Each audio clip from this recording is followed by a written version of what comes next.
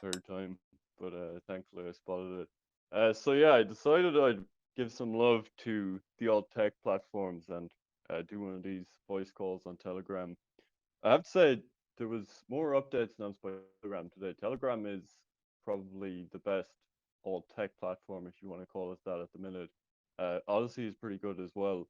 But I mean, Telegram is, I'm seeing like sort of normies, just regular people I know are using Telegram a lot now. It is kind of organically growing. It was most downloaded in the Google Play Store there for a while. Um, and yeah, the speed of improvement is really impressive. Okay, I'm here and I have no audio with someone.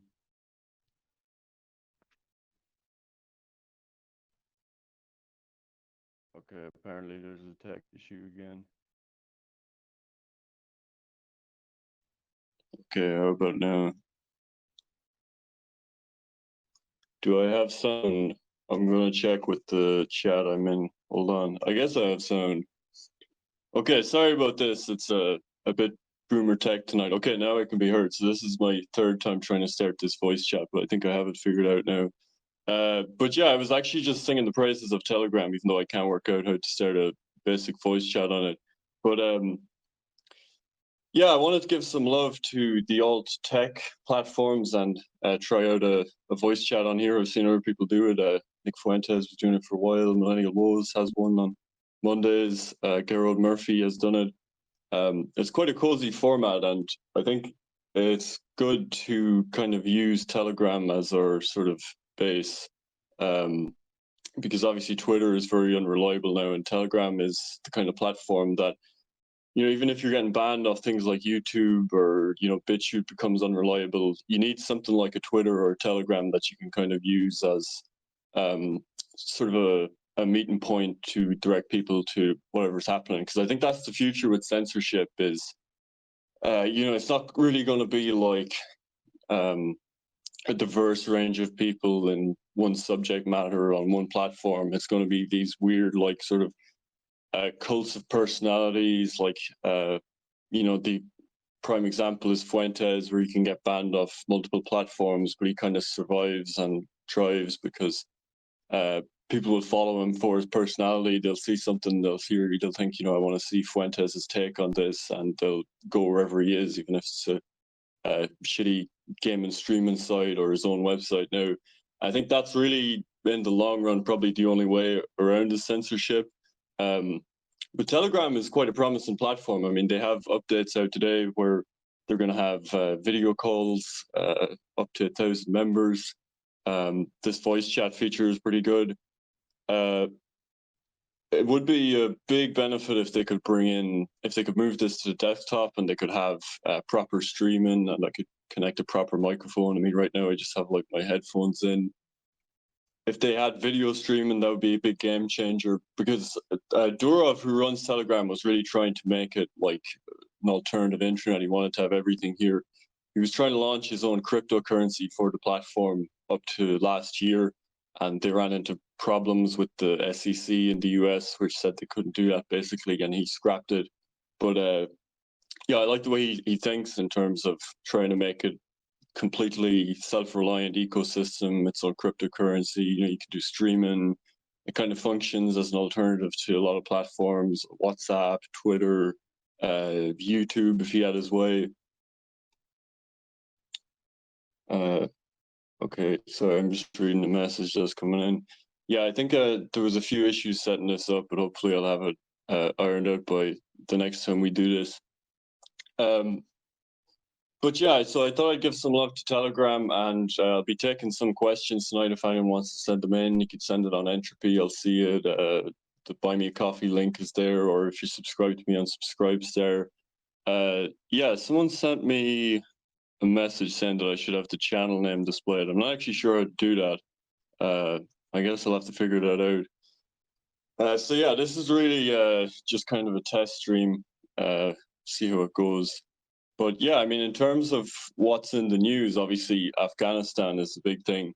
And I tweeted this out. I actually had CNN on a couple of nights ago, and it was kind of interesting because, I mean, when you watch CNN or MSNBC, you're just getting like the deep state, like intelligence services narrative on everything. And for the entire time watching it, they were just interviewing various intelligence analysts who were warning that, Biden's incompetence could lead to a terror attack by ISIS-K, and specifically that how botched the sorry, I'm getting distracted. Someone's explaining to me how to turn it to my channel name. Oh, I see. No, I don't actually.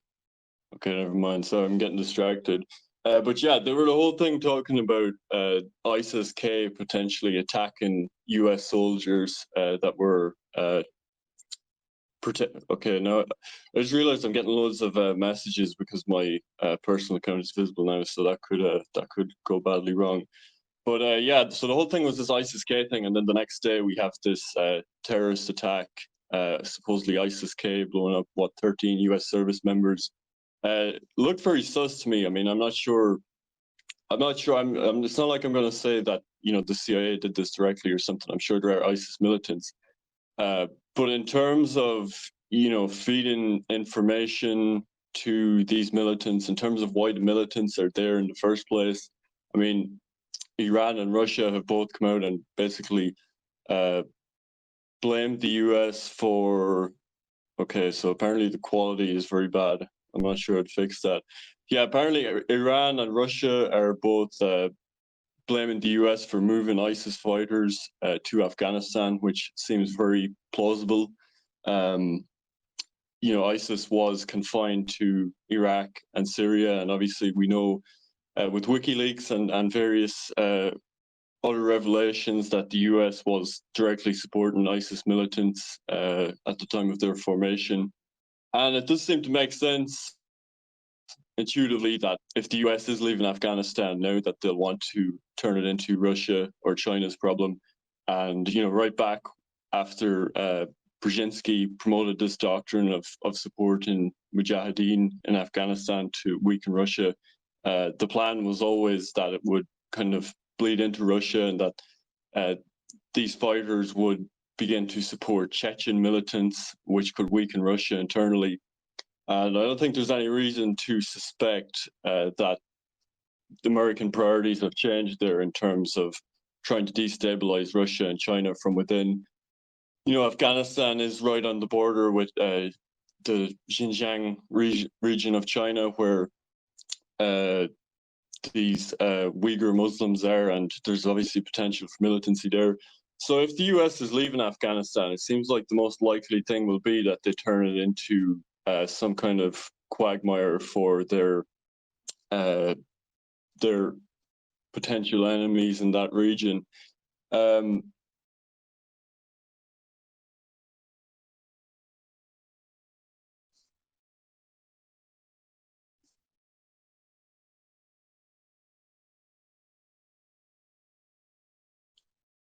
Okay, so I think I'm cutting out. Yeah, so anyway, the other issue obviously is the botched nature of the withdrawal, and people are looking to kind of blame Joe Biden for this. I see a lot of more like dissident type people that consider themselves kind of out of the mainstream are jumping on this as well, that this is like the incompetence of the Biden-Harris administration and so on. I think it's kind of shooting yourself in the foot to like jump back into the partisan politics and try and blame this on Biden, because I don't see how Biden is directly responsible for this. I mean, the withdrawal from Afghanistan has been in the cards for a few years now. It's Trump, to his credit, that started negotiating with the Taliban.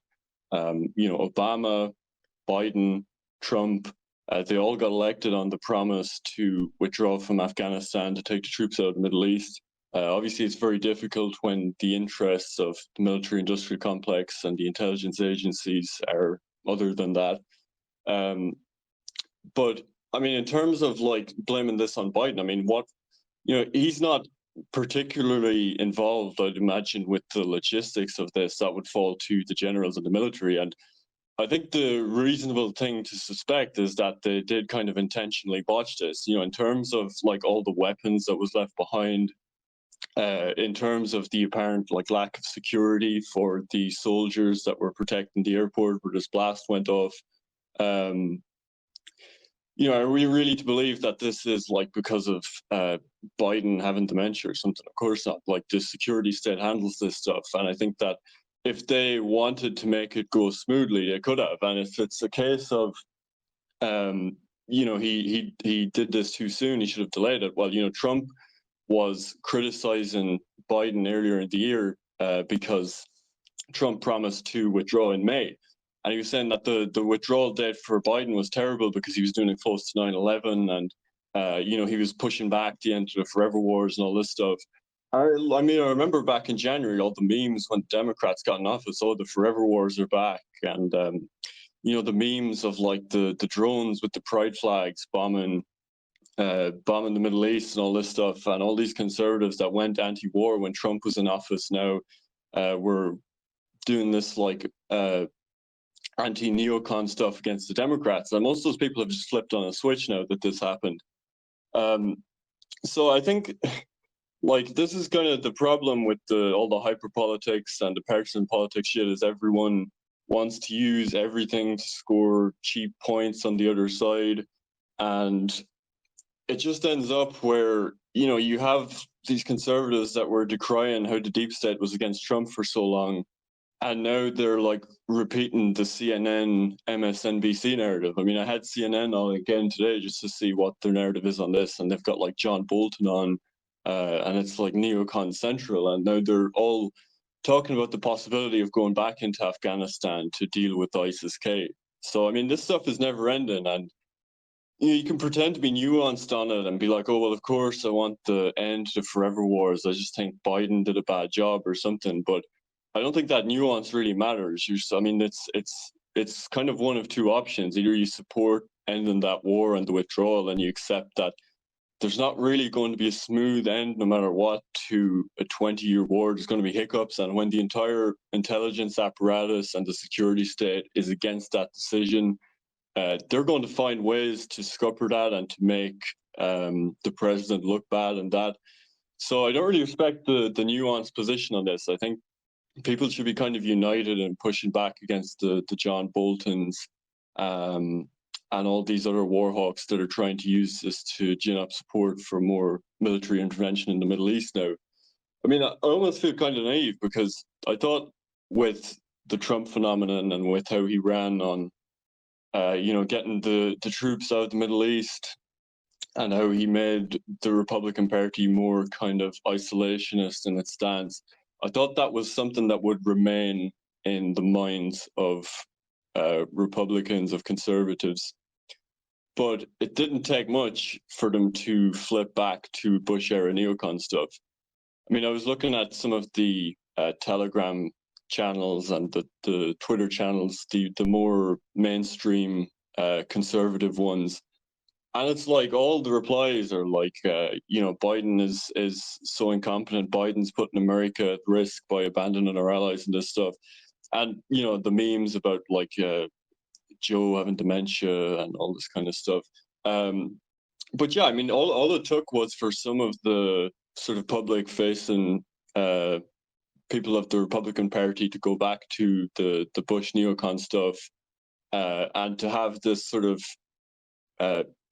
heated environment of bipartisanship for Republicans to go straight back to the Bush stuff. And I don't think it would take much for the media to kind of psyop them back into that position. A lot of them seem to be going that way already. So that was kind of a black pill. At the same time, I mean, with the internet now, a lot of the sort of crimes of the US empire, the CIA are coming out, and there's, I think, more of a recognition, and if you want to call it the distant right, of the power of these institutions. I mean, the FBI obviously is, it's kind of declared war on white nationalism, and there was those revelations this week about them basically leading the Atomwaffen. Other revelations that were going around about the CIA crimes in Afghanistan. And it's really incredible. Possible conflict, the US always seems to back the worst side. It's always the most depraved, evil groups that it supports. In the case of Afghanistan, there was an article in Tablet this week about how the CIA was providing Viagra to warlords to engage in Bakabazi, where they were raping young boys in their camps. And the thing was, the CIA couldn't bribe them with money because it would be too obvious that they were being paid off if they had these extravagant shows of wealth. So they figured out that the best way to bribe and influence these people was with Viagra, knowing full well that they'd be using this to rape children. And there's also, this stuff has been going on for a while. Obviously, it's not reported on much, but there's cases of American soldiers getting thrown out of the army because they tried to interrupt the sexual abuse that was going on between their Afghani allies and young boys that were actually in the military camps belonging to the United States. The Taliban itself actually formed when this guy Mohammed Omar basically got 30 religious Muslims together, and he was so disgusted by the practice of Bakabazi by these local Pashtun warlords that he decided to go and kind of wreak havoc on their camp, and the Taliban kind of expanded from that. And that's one of the first things they did is they banned the practice. And it's also one of the first things the United States did when they took over with the US-friendly regime was reinstituted. It's right there on the Wikipedia page that Bakabazi became normalized again once the US occupied the country. And of course, there's some short explanation there about why that was, that it was outside the US's control, or the Afghans kind of did it without their consent. But it shows how utterly depraved this empire is. But reading about the CIA and just this stuff, if you just read about like 2 or 3 things that the CIA has done that's public knowledge at this stage, it is itself kind of a big red pill. They're a totally amoral organization. Oftentimes when people are considering this stuff, they'll imagine that, well, the security services might be evil, but they'd never do something like kill their own people, or they'd never go this far. But you look at things like Operation Mockingbird and some of this stuff, and they really are just it is just this cold calculation where they are willing to sacrifice their own people. The CIA collaborated with Mossad on an attempted assassination of an American ambassador to Lebanon in the 1980s. So the intelligence services, the Trumanites, as some people call them, this big intelligence apparatus was really set up under Truman. He brought in the Joint Chiefs of Staff, he created the CIA, the NSA was created under his watch, National Security Council. They have become their own branch of government. And there's a kind of feedback loop where they're just constantly gaining more power, more control, more resources. And that incentive structure was kind of built into their formation, because if they under exaggerate threats to national security and then something happens, they're going to get the blame. And if they over exaggerate it and nothing happens, they don't suffer for that. They just get more resources, they get better salaries and so on for themselves. They can expand their bureaucracy, and it's just a one-way street. There's more spending on the intelligence services now than there was during the height of the Cold War. It's up by 50%. There's a huge rise even in the last 10, 20 years. And it just seems to go in one direction.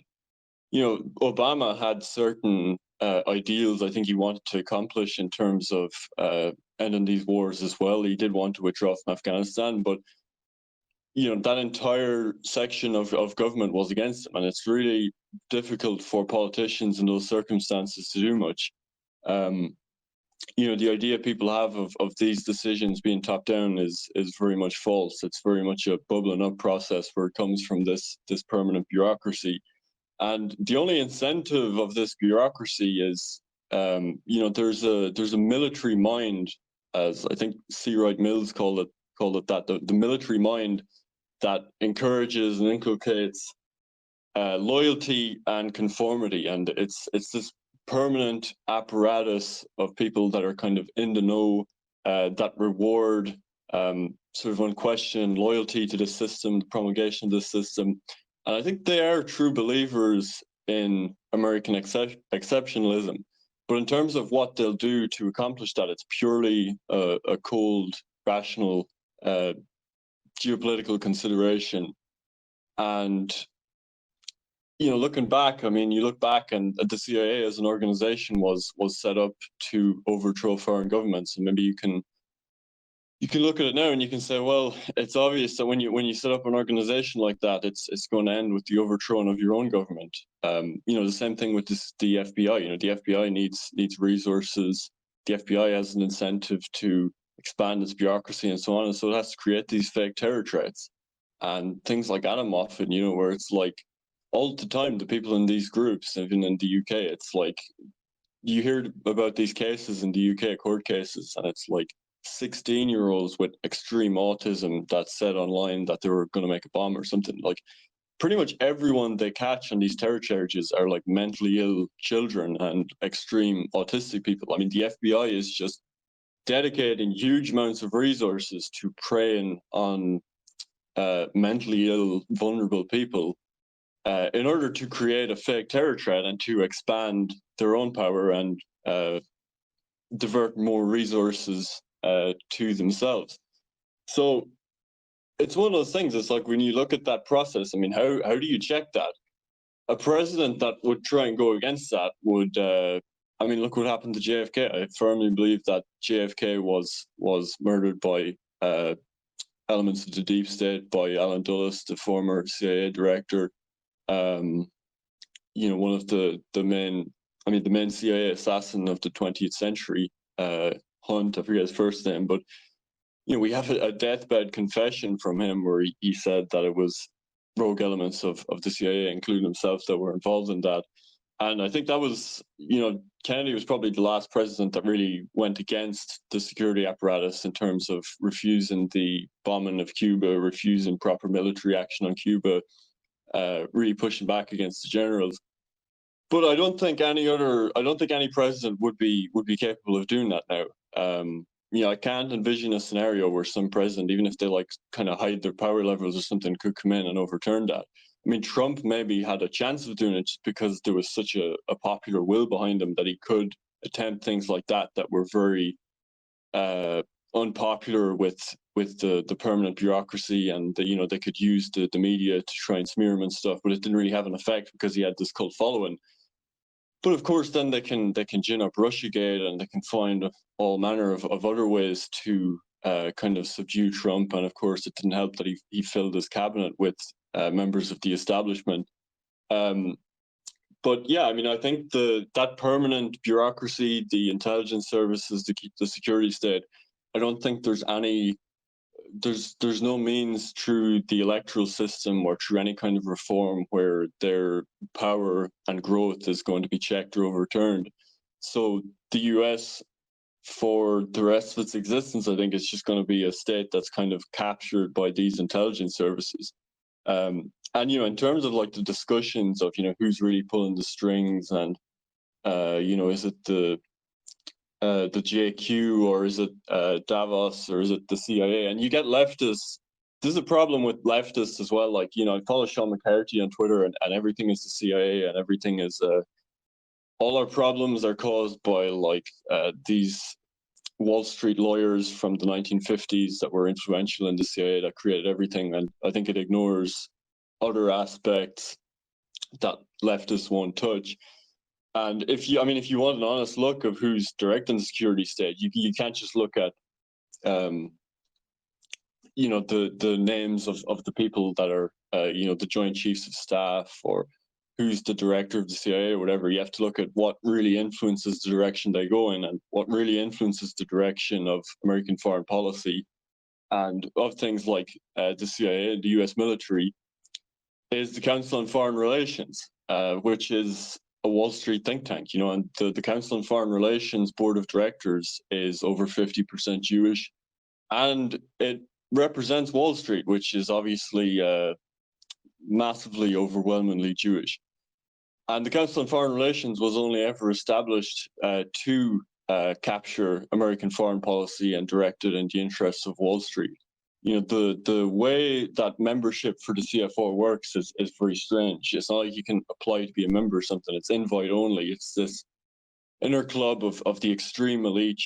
It's like the Hillary Clinton, John Bolton types, lots of CEOs, lots of the well-known neocons. But there's a weird system as well where they have a few hundred places reserved for bankers, and for specific major banks get like extra votes in the CFR. So I mean, the whole structure of the CFR is basically to represent Wall Street interests and to capture American foreign policy and the American deep state and direct it in the interests of whatever Wall Street needs at the time. And if you look through the history of CIA directors, of secretaries of state, presidents, vice presidents, I mean, the list of CFR members is crazy. And then even looking through the mainstream media is pretty insane as well. When you look at like the amount of people that are presenters and journalists for the mainstream news networks that are members of the Council on Foreign Relations, like what's that guy, like Fareed Zakaria, that like Indian guy that's on CNN, he's like literally a member of the Council on Foreign Relations. So yeah, I mean the U.S. empire is captured by financial capital, and it's largely captured by Jewish financial capital. And I think there's very little recognition of that from people that are kind of talking about the deep state. You have these people like Glenn Greenwald, these leftists that go on about the CIA and blame all of the kind of social stuff on the CIA, but I don't think that's a sufficient explanation. There's clearly an ideological motive there. This is a problem you get with Marxists. Like I talked to one of them recently on a podcast, and they're like, well, everything is self-interest, and we're doing politics out of self-interest, and the elites are doing it out of self-interest, and it's all economic incentives, and they want to just exploit as much as possible and get as much resources as much as possible. But it is more nuanced than that, and ideology has come into it, and clearly the Jewish element in the neocons and in the way the CFR is directed isn't solely about resource acquisition. There's clearly a more ideological incentive.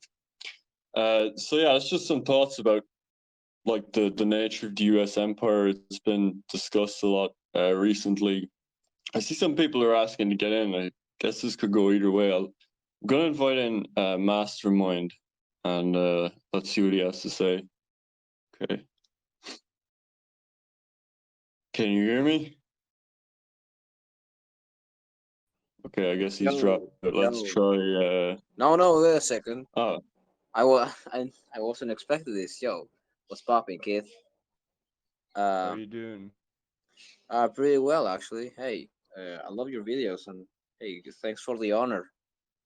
Yeah, yeah. I gotta ask.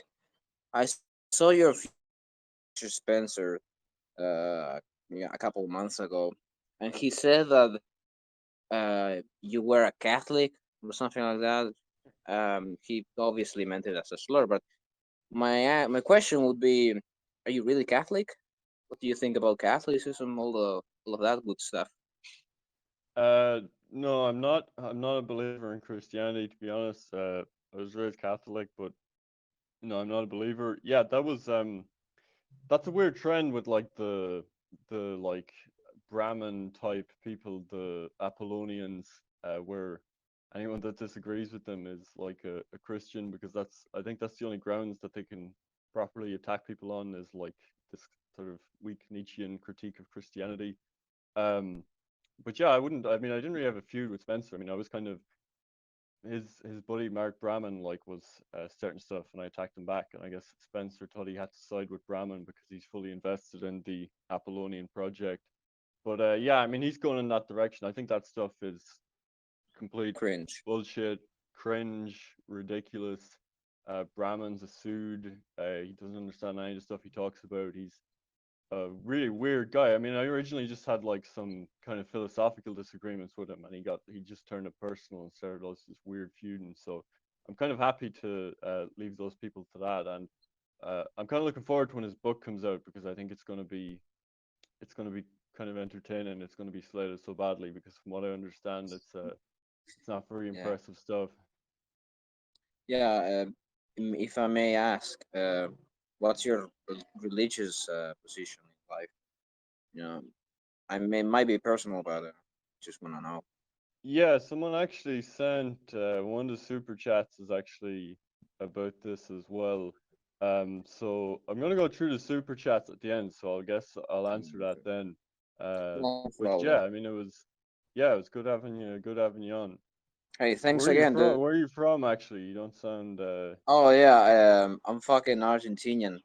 Do nice, nice. Admiral Brown? Do you know him? The Admiral guy. Brown, I don't. Yeah, you should look him up. He's an Irish that went to Argentina and fought against the Spanish and Brazilians. Pretty good. Okay. We Sounds Argentinians interesting. love you, Irish. See you around, dude. All right, man. Take care.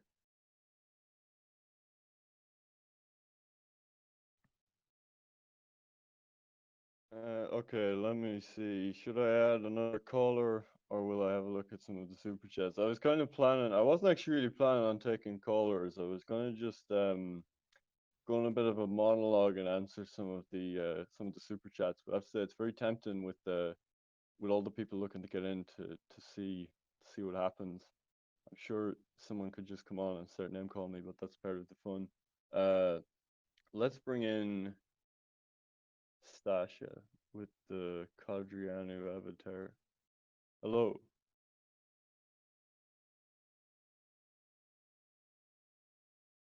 Okay, I guess they don't want to speak. Sorry. Hello. Hello. Okay, your sound is terrible. Uh, who is your favorite right-wing philosopher? Favorite right-wing philosopher. Hmm. I quite like Joseph de Maistre uh, in terms of like arguments for reactionary thinking, um, a right-wing perspective on the state. But probably Julius Evola actually. Yeah, I've read a few of Evola's books. I don't agree with him on a lot of stuff, but I like his writing, especially Men Among the Ruins. That book influenced me a lot. All right, I'm gonna mute that person, and yeah, so I guess I'll just finish the thoughts on that, and I'll start answering some of these super chats.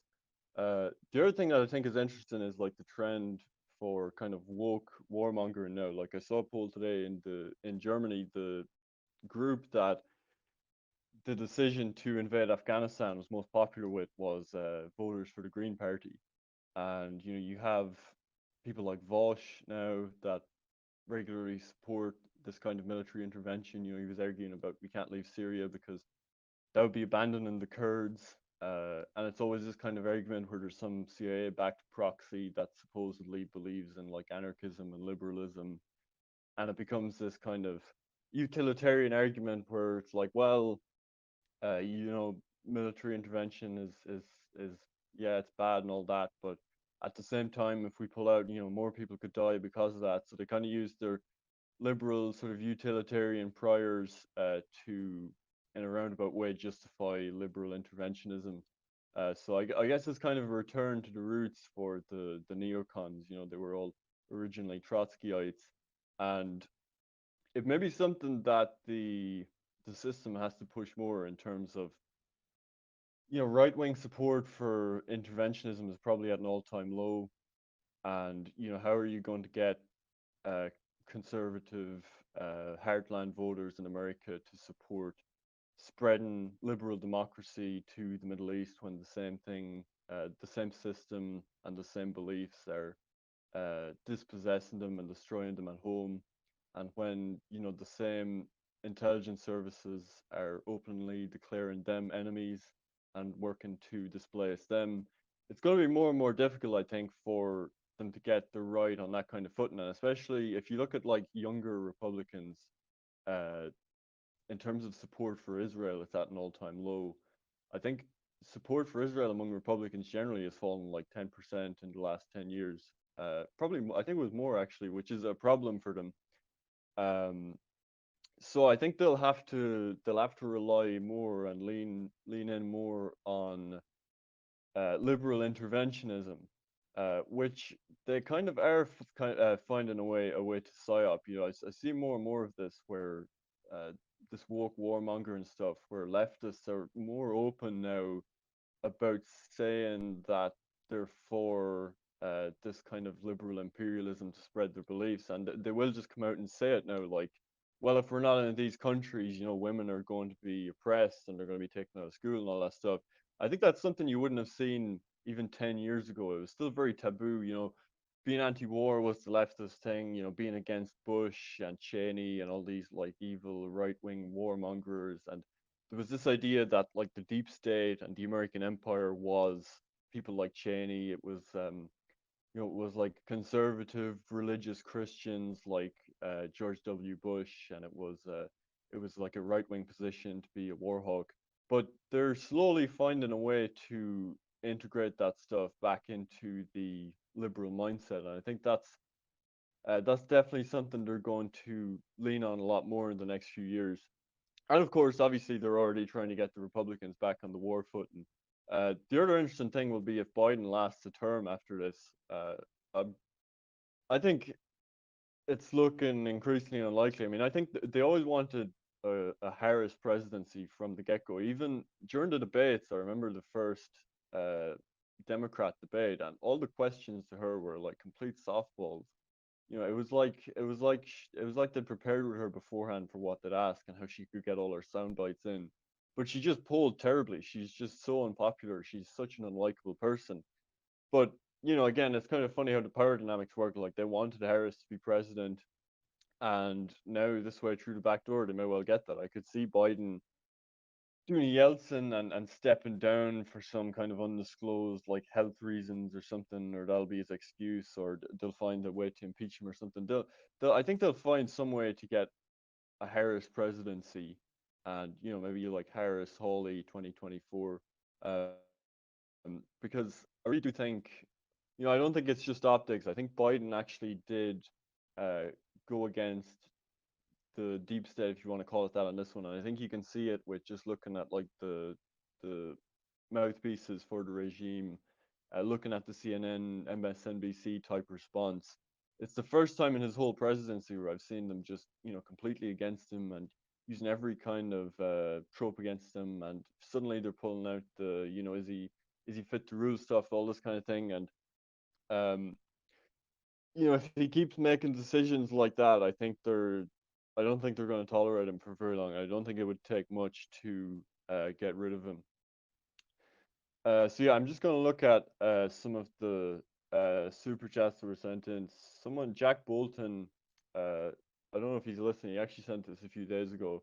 I won't read it out on stream because it kind of docks his location. But yeah, I just say send me a message on Twitter, I guess, if you want to ask about that. But yeah, I'm open to that. Just send me a message about it. Phil Barker on Entropy sent me a question. He said, in light of the E. Michael Jones and Jared Taylor debate, do you think a hypothetical debate between Dr. Jones and Francis Parker Yockey could have ended much differently regarding the same topic? Uh, that's an interesting question. I mean, I guess Yockey would have argued from the position of not making any biological arguments about the objective existence of race, but he'd make this kind of Nietzschean argument for the sort of ethical imperative to be a racialist, and the value of a racialist worldview and this kind of thing. I'm not sure it would have been any more convincing, Jones. But in terms of, I mean, the Yaqui like spiritual race stuff and Evola and the traditional school had this lot. I basically don't buy into that at all, and I think I think some of the traditionalists I think created this unnecessary binary, and Dugan really does this, where he creates this unnecessary conflict between knowledge and what would you call it, like wisdom, or between knowledge and truth, where they kind of it's like reifying this, like, we like the right makes fun of shit libs now for treating treating science like a religion, or treating it like a belief system, and I believe in science, as if that makes any sense, or trust the science, all these kinds of memes around this stuff. And I mean, the point of that meme was to get at like the ridiculousness of treating science, which is a method for uh, obtaining empirical facts about the world, treating that as a belief system, as a body of sort of a priori beliefs that can dictate like your metaphysics, that can give you a moral foundation. Scientism is what it was attacking. Um, but I think like there's kind of the same binary with people like Dugan and this traditionalist rejection of empirical scientific findings, where they kind of also accept that science is a belief system and they reject the belief system. But really, I do think um, there's probably a deep Heideggerian critique of this or something, but I mean, I don't see a necessary conflict between science, which is just, facts about the world from a certain perspective, truth. I mean, there's no scientific finding that's going to appear that's going to, um, make you abandon being a nationalist or a racialist or something. I think it's quite the opposite. I think that if you really believe in truth, then you'd have to presuppose that a proper reading of science is going to support your worldview. And again, the criticism of the shitlab approach to science is that they've ideologized it, if that's a word. But I think there's a danger, I think, of the right kind of falling into the same thing, where they're like, it goes from this critique of scientism to like we reject science, we reject empiricism, and you can fall back into this like spiritual race stuff, which I think doesn't really have much of a foundation. Or um, I think Morgoth's in the chat. I think Morgoth sent a super chat actually after that debate that night, where he said like, isn't it inherently liberal to rely on arguments around genetics to justify your belief in race? And I mean, I can kind of see what he's getting at in terms of like the value of race or nationality, ethnicity. Of course, you can't derive any values from facts about the world from science.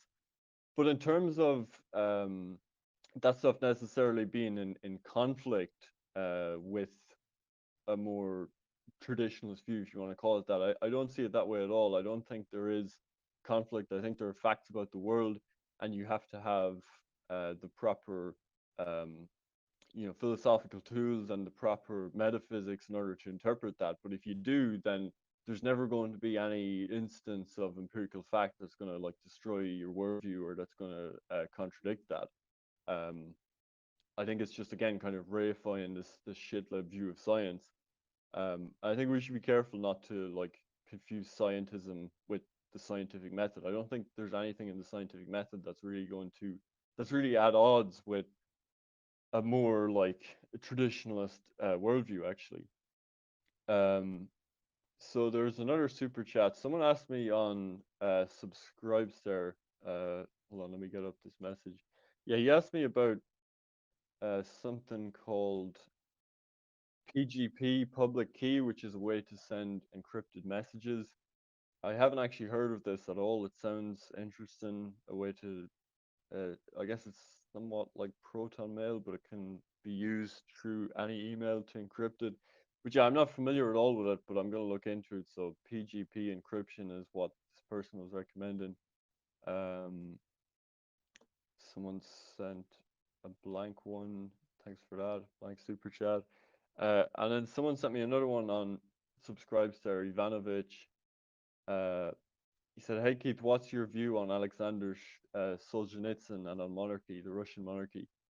I haven't actually read Alexander Solzhenitsyn, so I can't really give much of a take on that. I do think it's kind of funny how he's presented as a spokesperson for liberalism, really, when if you look at a lot of what he said, I mean, just in terms of like short passages I've read by him and stuff, he's really quite a traditional conservative in that he thinks that the foundation for social order has to be God and religion, and that so much of the crimes of the 20th century and uh, the tyranny that resulted was a result of the lack of a moral foundation brought about by atheism and materialism. And he's quite a traditional conservative from what I've seen of anything he said on politics. And obviously, there's the uh, 200 Years Together book that he wrote about the Jews, which is heavily suppressed and it's a big part of his worldview. I mean, he obviously spent most of his life studying the Russian Revolution and how it came about, and obviously most of his conclusions are in that book, which is heavily suppressed and wasn't translated for a long time into English. But in terms of the Russian monarchy, I have to say I don't know a lot about Russia during that period, but I do know that it's quite a myth actually that there's this justification for the communist revolution that the Tsarist Russia was so backward and it wasn't developing, and if the communists hadn't taken over, it would have stayed this feudal backwater forever. Matthew Raphael Johnson has actually done some good stuff on this, but it's actually quite a myth. The Tsarist Russia, if you look at some of the figures of its growth and early signs of industrialization and so on, was actually developing very rapidly prior to the Tsar being taken out by the Bolsheviks. And all those metrics really slowed down under the communists for the first few years of their rule. It took uh, close to a decade for them to get back to the kind of growth curve they were on under the Tsar. So there's a lot of kind of leftist, Stalinist myths around that. But I mean, in terms of monarchy, generally, I do think it's kind of a dead form. I mean, when I see like I've seen, Americans that identify as monarchists and like, where are you going to get this monarchy from? And even like, even in the case of like European monarchists that haven't had a monarchy for 200 or 300 years and they want to like pull out these descendants of the last king and put them in charge. I guess I don't believe in a divine right of kings, and if you don't, I think the kind of absolutist arguments that you can make for monarchy, like the kind of Hans Hermann Hoppe arguments, I think that they apply more to having some kind of like nationalist dictator than they would to choosing it based on lineage of someone's family. So no, I'm not a monarchist. Um, yeah, there's another super chat. Someone from Puerto Rico sent me a super chat. I'm gonna get it up actually so I can just read the whole thing. But he's asking about being in a country where there isn't really a nationalist movement. He said, "Hello, Keith. Your takes are much appreciated. I'm from Puerto Rico and I've become frustrated with the lack of any viable avenues for nationalist politics here. It seems like all the nationalists are just Marxist college kids LARPing and everyone else is politically inactive or oblivious. The one party we have here that might be willing to move us towards independence and collectivized industry to get into power have an absurdly liberal social platform. Any thoughts on how this could change?" Well, I mean, all this stuff is kind of specific to the individual country, like state nationalism there, and I'd say I don't know anything about nationalism in Puerto Rico. But I guess all I'd say, all you can do is try and find like-minded people and, try and get your own group together, try and meet in real life if you can, and try and find like-minded people. But yeah, I mean, you have to start small. I don't think there's any country that has a really viable nationalist movement in terms of something that could take power in the next few years or could seriously make change and really reverse what's going on. So, maybe people should try to be less black-pilled about that, or try and kind of ingest that black pill and then just maybe start small once they've kind of accepted that and try and form their own kind of neo-tribal groupings that will become more relevant as the years go on. There's another one on the Buy Me a Coffee. Someone sent a very generous super chat. Thanks, Daniel. He said, "My favorite content creator is Destiny. Do you know anything about him? Just curious, since you mentioned Vosh from time to time. I love your stuff, and I really miss the podcasts with you, Richard, and Ed. Although I always felt like Ed was a bit of a waste of time. To each their own. Keep doing your thing." Thanks for the kind words. Destiny, do I know anything about him? I've seen some of his stuff, yeah. Actually, I watched some of his stuff recently because he was doing that debate with Mark Collette, so I was kind of curious to see some of his debates. He is a good debater, and I think that's something that our side has suffered from before. Is we're very confident in our beliefs, and rightly so, and there's this idea that, this is the final red pill and all this stuff. But I think what people don't recognize about the format of online debates is being right doesn't really matter a whole lot in debates. Like, I was thinking the other day about the best debaters in this scene, and if I think of it, I mean, Molyneux is actually quite a good debater, even though I think he's wrong on basically everything. But I've never really seen him lose a debate because he's a sophist. He's good at debating. He's good at looking like he's won. And in online debates, it's really much more about looking like you've won than it is about making good points. I mean, everyone was saying that, Destiny had such a great performance against Eric Striker when he debated him. But I mean, Destiny in that debate affirmed that lobbying has no effect on government policy, which is just such a patently absurd position. I mean, all of the hundreds of millions and probably billions that go into lobbying globally, and Destiny's stance is that corporations and big interest groups do this for no reason. They just throw hundreds of millions at lobbying for, well, why? I mean, he doesn't even have an explanation. He says, well, as far as I can see, this stuff has no effect on policy anyway, and it's irrelevant. I mean, that's like, how are you going to analyze politics if you think that special interests don't affect politics? It's just the most, absurdly naive, pluralistic, liberal view of how politics work. And, he made a few kind of absurd points like that. But again, Destiny is someone that really understands the optics of debate, and he understands how to make it look like he's won. And Bosch does this as well. And this is why, it's like, yes, Bosch and Destiny are wrong on basically everything, but they're good at what they do in terms of debating. And you'll start to notice a lot of tactics to use in terms of, they start losing a point and they immediately jump onto something else. They can sense when they're weak on a point, or if it's a kind of philosophical question, a moral question, they'll make sure to bring it down to statistics and get bogged down in peer-reviewed studies. They'll try and get the other person arguing against these studies that they haven't actually seen.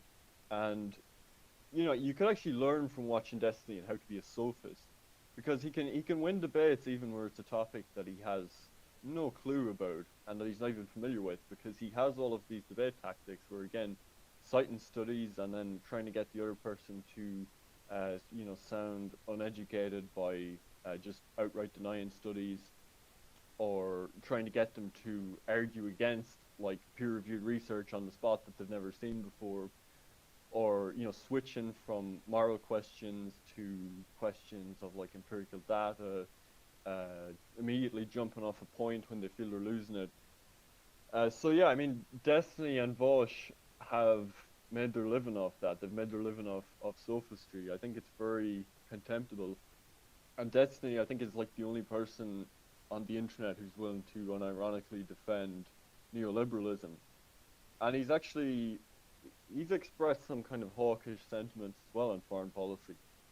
So again, I mean, you see, Destiny could be the start of a trend in terms of people that were leftists that kind of become honest about the benefits of the liberal system and the kind of social libertinism that it's provided them, and the possibility to do all their gay stuff and take crystal meth before a debate, as he did when he was meant to debate Mark Collette, and be a literal cook as he is in an open relationship, all this kind of stuff.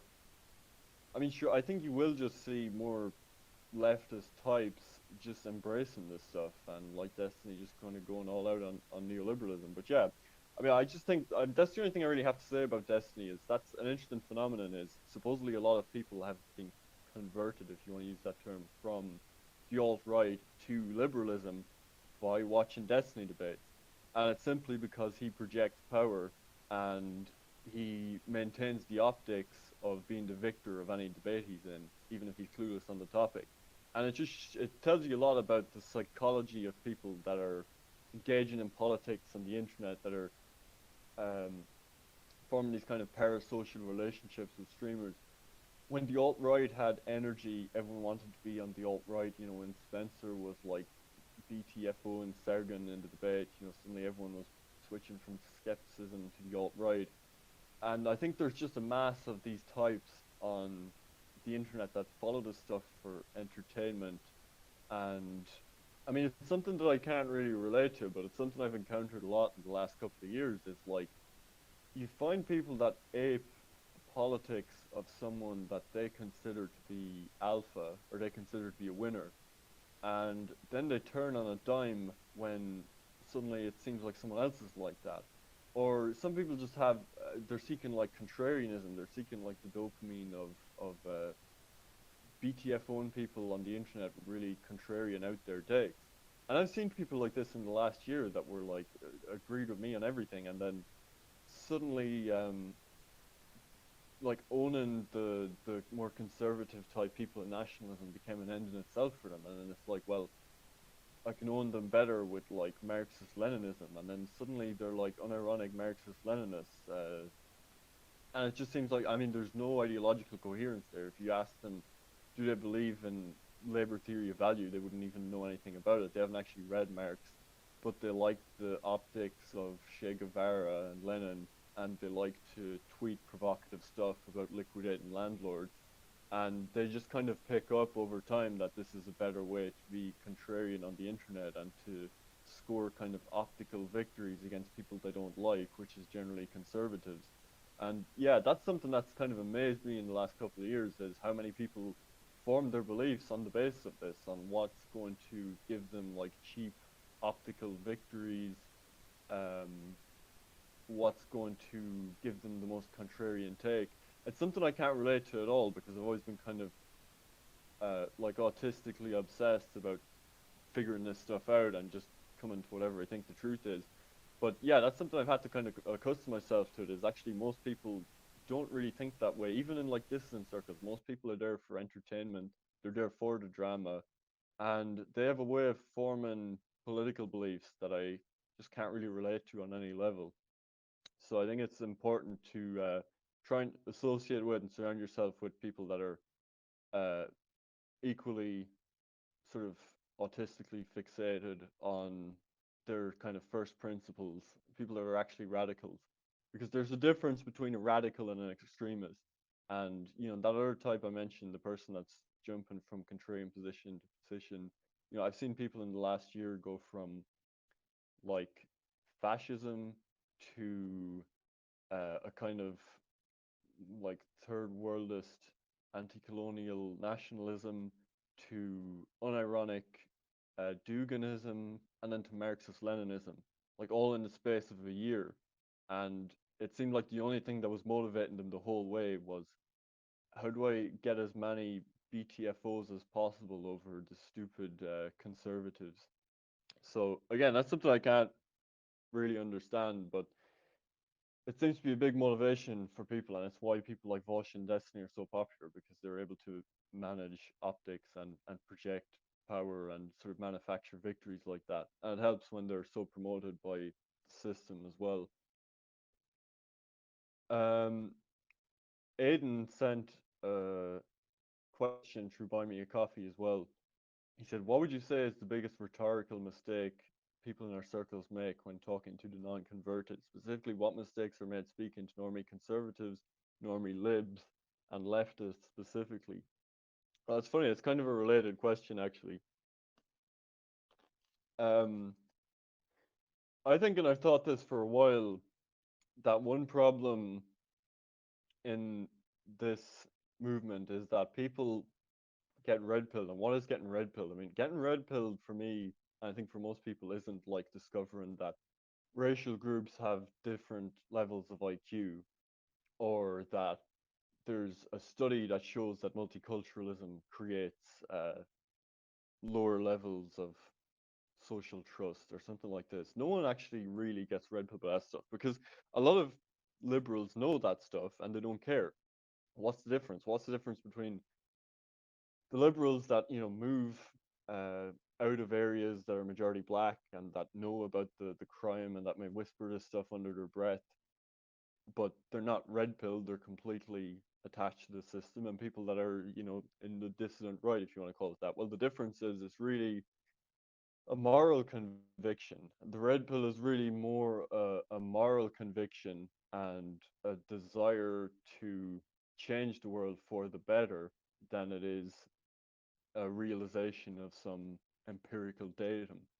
And I think the biggest mistake people make is they get red pilled by moral arguments. They see that white people are being displaced and they think that's wrong. That shouldn't be happening. That's bad for society in various ways, and it's not fair. It's not fair that one group is targeted this way, and that one group, above all other groups, doesn't have a right to a homeland that other groups have. And they see the hypocrisy. They see the way that white people are being victimized and scapegoated, and I think this is wrong, and I'm going to do something about this, or I'm going to stand up and say something about this. And it's only like a strong moral conviction that can motivate that. Radicalism is first and foremost, it's a moral impetus. And the mistake people make is they get converted and then they say, well, actually, now that I'm red pilled on race and white genocide and all this stuff, well, actually, it's not immoral because the only truth in life is groups conquering other groups and destroy your enemies or they'll destroy you. And you then make fun of conservatives calling things hypocritical, and they'll say, look at these silly conservatives talking about the left being hypocrites or not being consistent. They don't understand the nature of power like I do, and everything is the struggle of all against all, and you have to eradicate your enemies or they eradicate you. And so they end up back at the position where they're like, well, actually, Jewish supremacism is actually fine. Like it's they're just behaving rationally, and all the stuff that's happening to us is basically fine, except that it's happening to us. But I'd like to do it to other people, this kind of thing. And in a weird way, the biggest critics of Jewish supremacism become themselves. They adopt the same worldview, and they become kind of uh, spiritually those people. Again, the example of Apollonianism, where I think I called them like I called it white Judaism before, and then I saw someone were actually embracing that label. Um, but I see this as basically it's like you get red pilled and you get on the boat and then you pull the ladder up and you try and cut off the means by which you were red pilled by pushing this stuff, the moral relativism, Nietzscheanism, conquer your enemy, destroy your enemy stuff. Might is right. That's really off-putting to most normal people. I mean, it does attract the kind of people that go into these silos on the distant right of like the sort of siege posters and the kinds of people that end up in Atomop. And I mean, it attracts like political Satanists, the kind of people that were attracted to Satanism 30 years ago because that was the most taboo thing in society. And now the most taboo thing is to be a white nationalist, so to become white nationalists. But you have to think about what kind of person you're trying to attract. Do you want people that are looking for the edgiest, most repulsive take to normal people, or do you want people that are genuine radicals that really are willing to make a quite irrational self-sacrifice for what they believe to be true and good? Because I mean, there isn't a rational argument for why anyone should make any sacrifice. I mean, yeah, your group is being destroyed, but there's never really going to be an individualist argument for, well, if you do this, your group is going to be better off, so you'll be better off. Well, the fact is, most of us won't really see benefits to any of this stuff in our life, and speaking up against it generally is going to uh, overall negatively affect you. So how are you going to appeal to people to make a kind of sacrifice if it's not coming from a strong moral conviction? I don't think you can. So I think that's the main mistake people make is they move to this stuff that's kind of very insular and kind of repulsive to the right types of people. Um, in terms of what like specific groups, normie conservatives, I don't know. I mean, I don't know how much normie conservatives really can be converted if they've been if they're of that type. In terms of leftists, again, it depends. I mean, most leftists now are just they're sort of anti-white as their first premise. But I do think we could attract more leftists. I mean, I don't believe at all. This is like something that people would use as a caricature, but I don't believe at all in like a left-right alliance. It's never going to happen. There's no red-brown alliance. The left cares more about mass immigration than it does about economics. That's just fact, and that's never going to change. But I think you can attract more of the types of people I was talking about. You can attract more radicals from leftist circles than from right circles. And I think the type of people you get from left circles is better than from right circles because people from leftist circles think politically. They look at a problem and they see it as a societal problem and they see, okay, like obesity, this is a problem that's created by structures, it's created by incentives.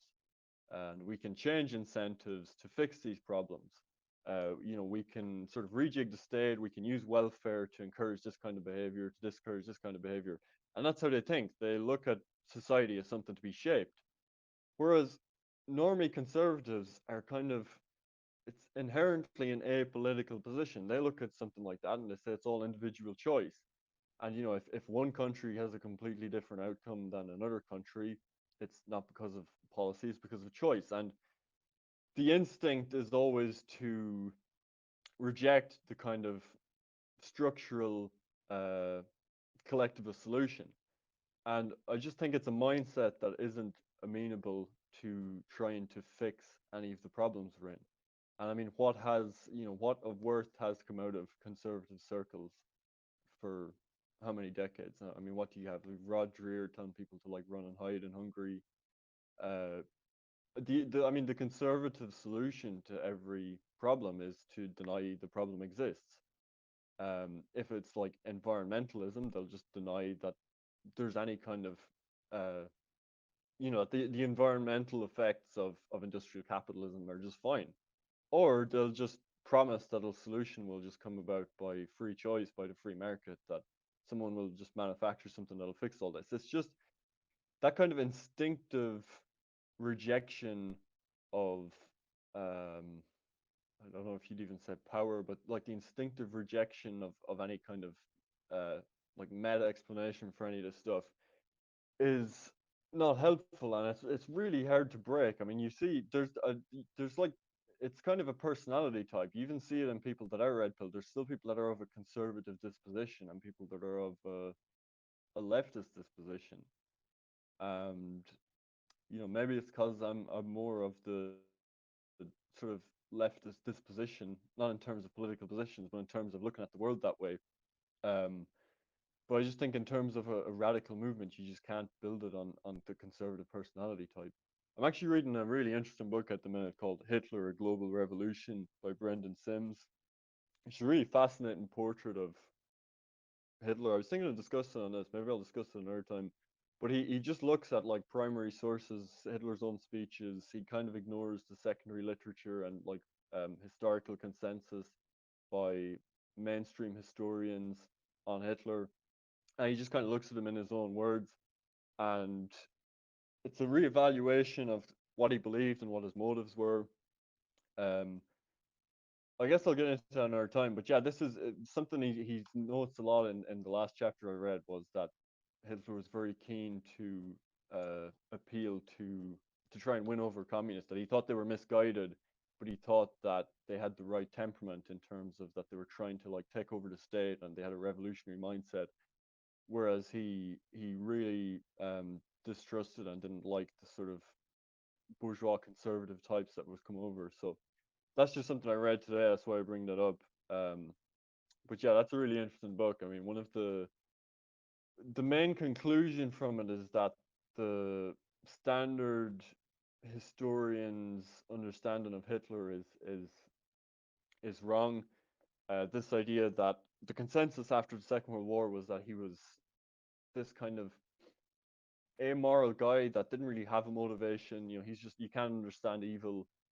He was just, you know, he was just conquering these countries for the hell of a kind of thing. And then there was the AJP Taylor position, which was that Hitler was an opportunist his whole life, that he didn't really have strong ideological positions ever. It was always just opportunism.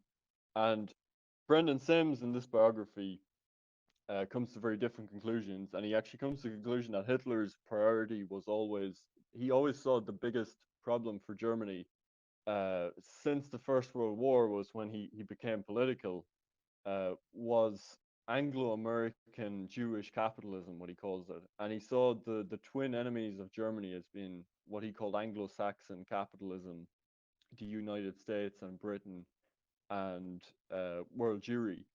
And the two concerns that really dominated his political career was the demographic concern of the fact that Germany would either become a colony to international finance capital and to the Anglo-Saxon powers, or it would become an empire of the same size that was capable of competing with them. And that's where the Lebensraum thing comes from. Sims argues that it really wasn't so much motivated by genocidal intent against the Slavs as it was a belief of the time that space and geographical size of countries was vitally important, and obviously the starvation in Germany during the First World War played a role in this. But the interesting part of the book is he argues that Hitler's anti-Bolshevism was kind of secondary to his anti-capitalism, and then in a lot of his speeches throughout his life that he spoke of Bolshevism as a tool of international loan capital, as a tool of Wall Street, and he really saw Bolshevism as a tool to weaken nation states and to destroy nationalism in order to make them easier victims of international finance capital than he did as the ultimate evil, which is quite an interesting thesis. But yeah, I mean, that's his three sort of contentions, is that Hitler saw the primary thing that he was struggling against as Anglo-American finance capital, Jewish finance capital, that he thought could only be stopped by imperial Germanic state that would dominate Europe, that would be capable of um, forcing capital within Europe to submit to the rule of the state, and that it was only this kind of martial imperial state that could potentially stop the endless growth of finance capitalism, which he saw as necessarily making slaves of nation states and destroying nation states.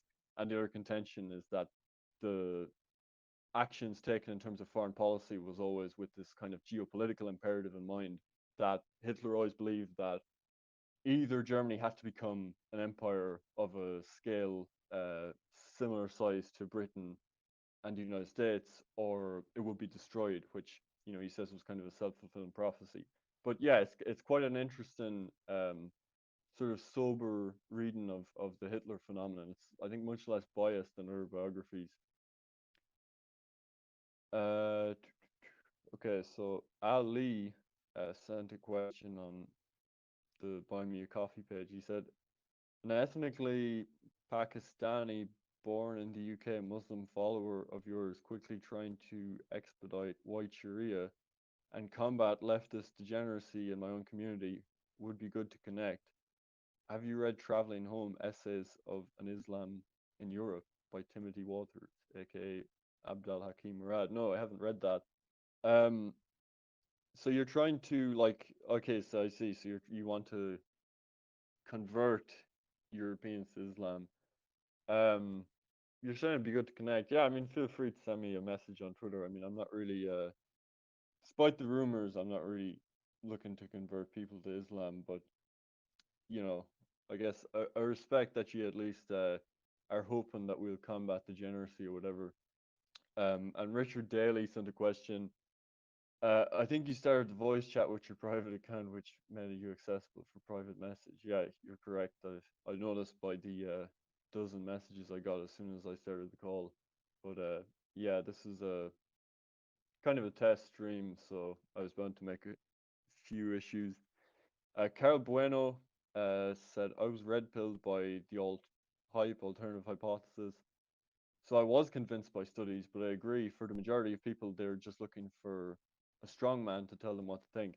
Yeah, and I'm not going to actually write out the like race realism stuff either, because this is something that this is like another thing that I kind of roll my eyes at is like a lot of people were saying after the Taylor Jones debate, they're like, oh, both of these guys are they're both controlled opposition, and like Taylor's useless because he didn't talk about the JQ, and like this race realism stuff is useless because it doesn't address all these bigger issues. I don't agree with that. I mean, I do think the race realism stuff is a necessary red pill, and it's an important red pill. And again, this is like the sort of pulling the ladder up phenomenon where it's easy to say after you've been red pilled on race realism, like, well, this stuff is so entry level. Everyone knows this stuff. Why can't we just discuss more pressing issues? But I mean, at the same time,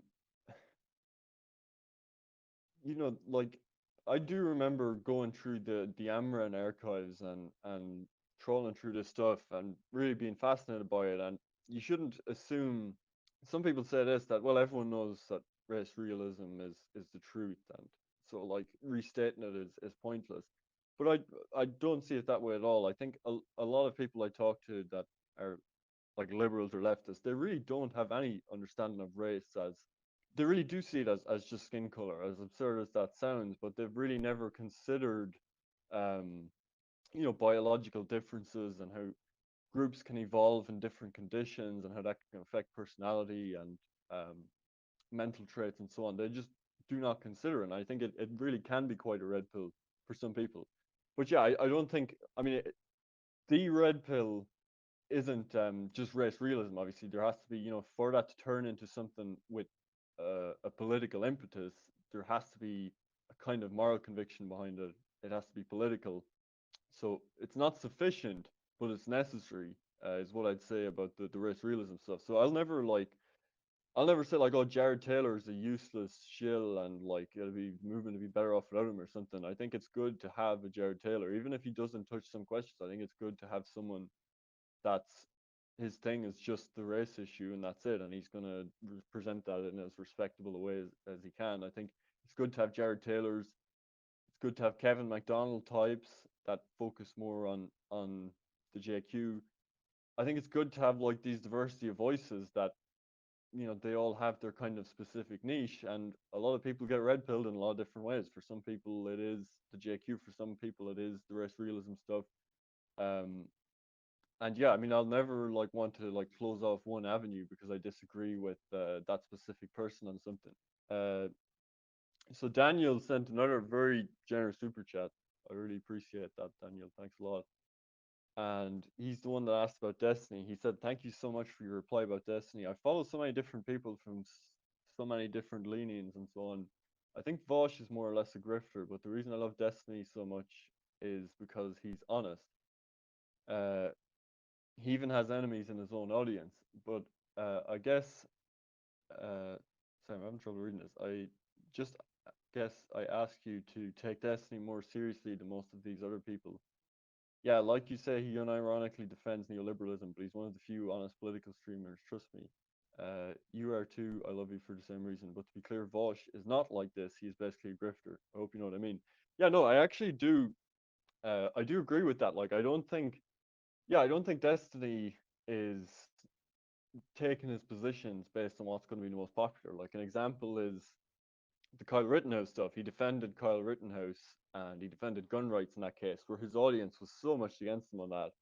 And I think it would have been more popular actually for Destiny to go full fledged like anarcho communist because that's where his audience was going and that's what was getting popular.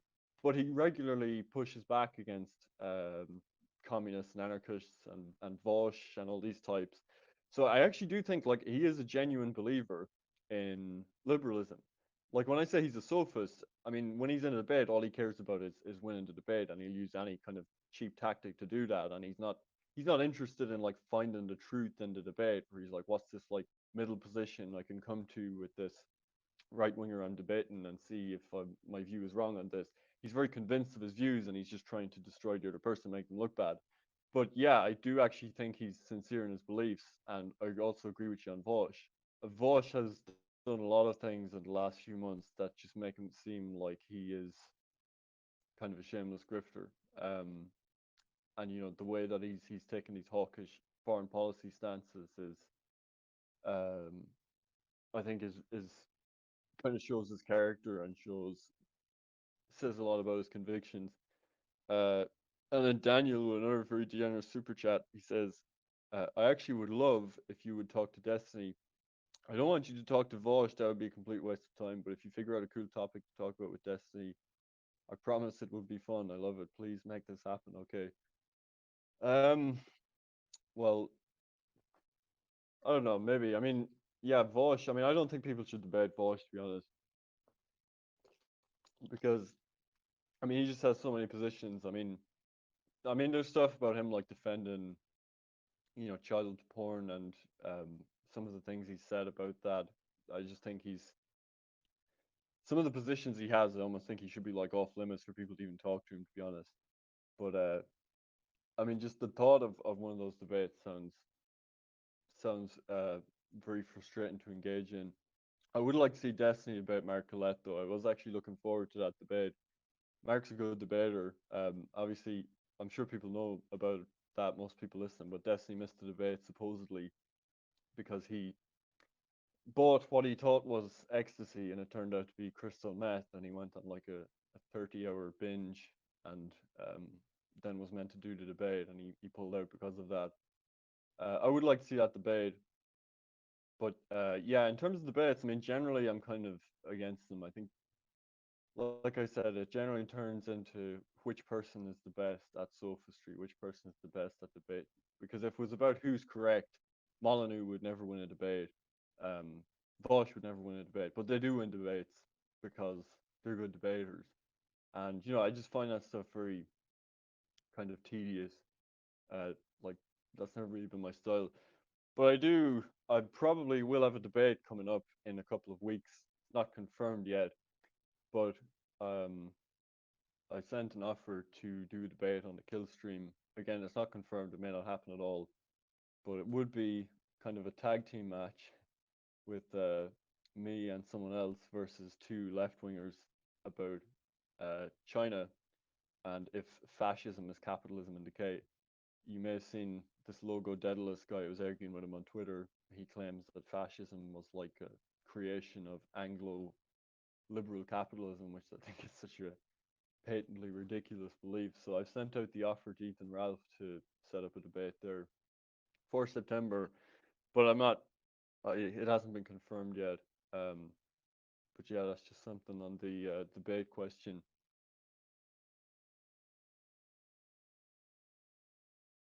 Let's see.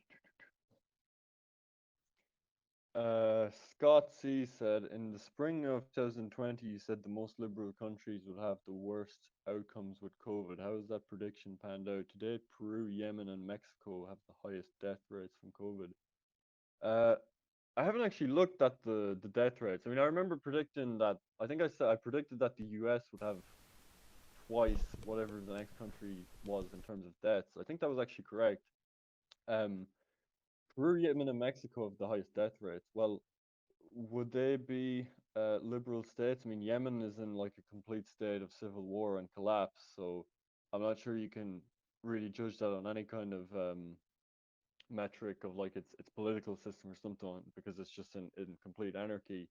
Mexico, I think, is would count as a liberal state. It's part of that North American sort of system. Peru, I don't really know anything about.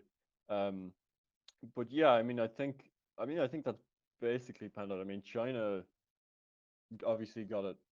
They pretty much wiped it out, and I think they had some cases recently, and again they just like completely locked down wherever it was and wiped it out. So I think their sort of really harsh authoritarian response probably did get rid of it, and then they left it to be the West problem, obviously, because it seems now that it very much was manufactured in China.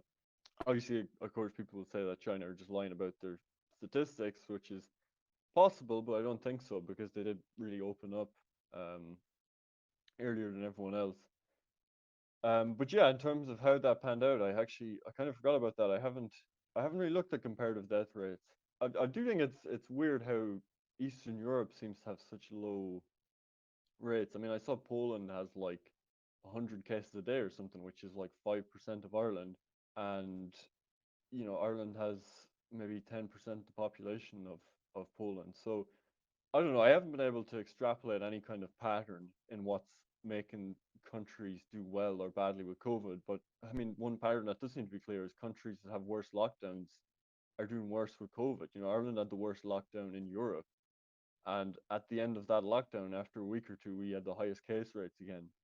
So, I think any of the arguments for the harsh lockdowns kind of went out the window once the data came in, if you want to say it that way.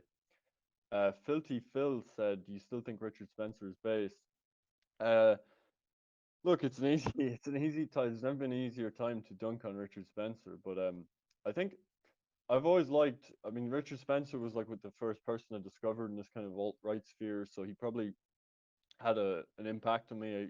Like I have a quite a soft spot for him for that reason. I've always thought the same thing about Spencer. I think on politics and in terms of like political analysis, analyzing American politics, um, kind of predictions about where things are going, that more kind of meta analysis of the direction of the United States. I think he's always been excellent on that. I still think he's one of the best for that in terms of political analysis, predictions, and having a kind of contrarian take that will make you think a bit differently.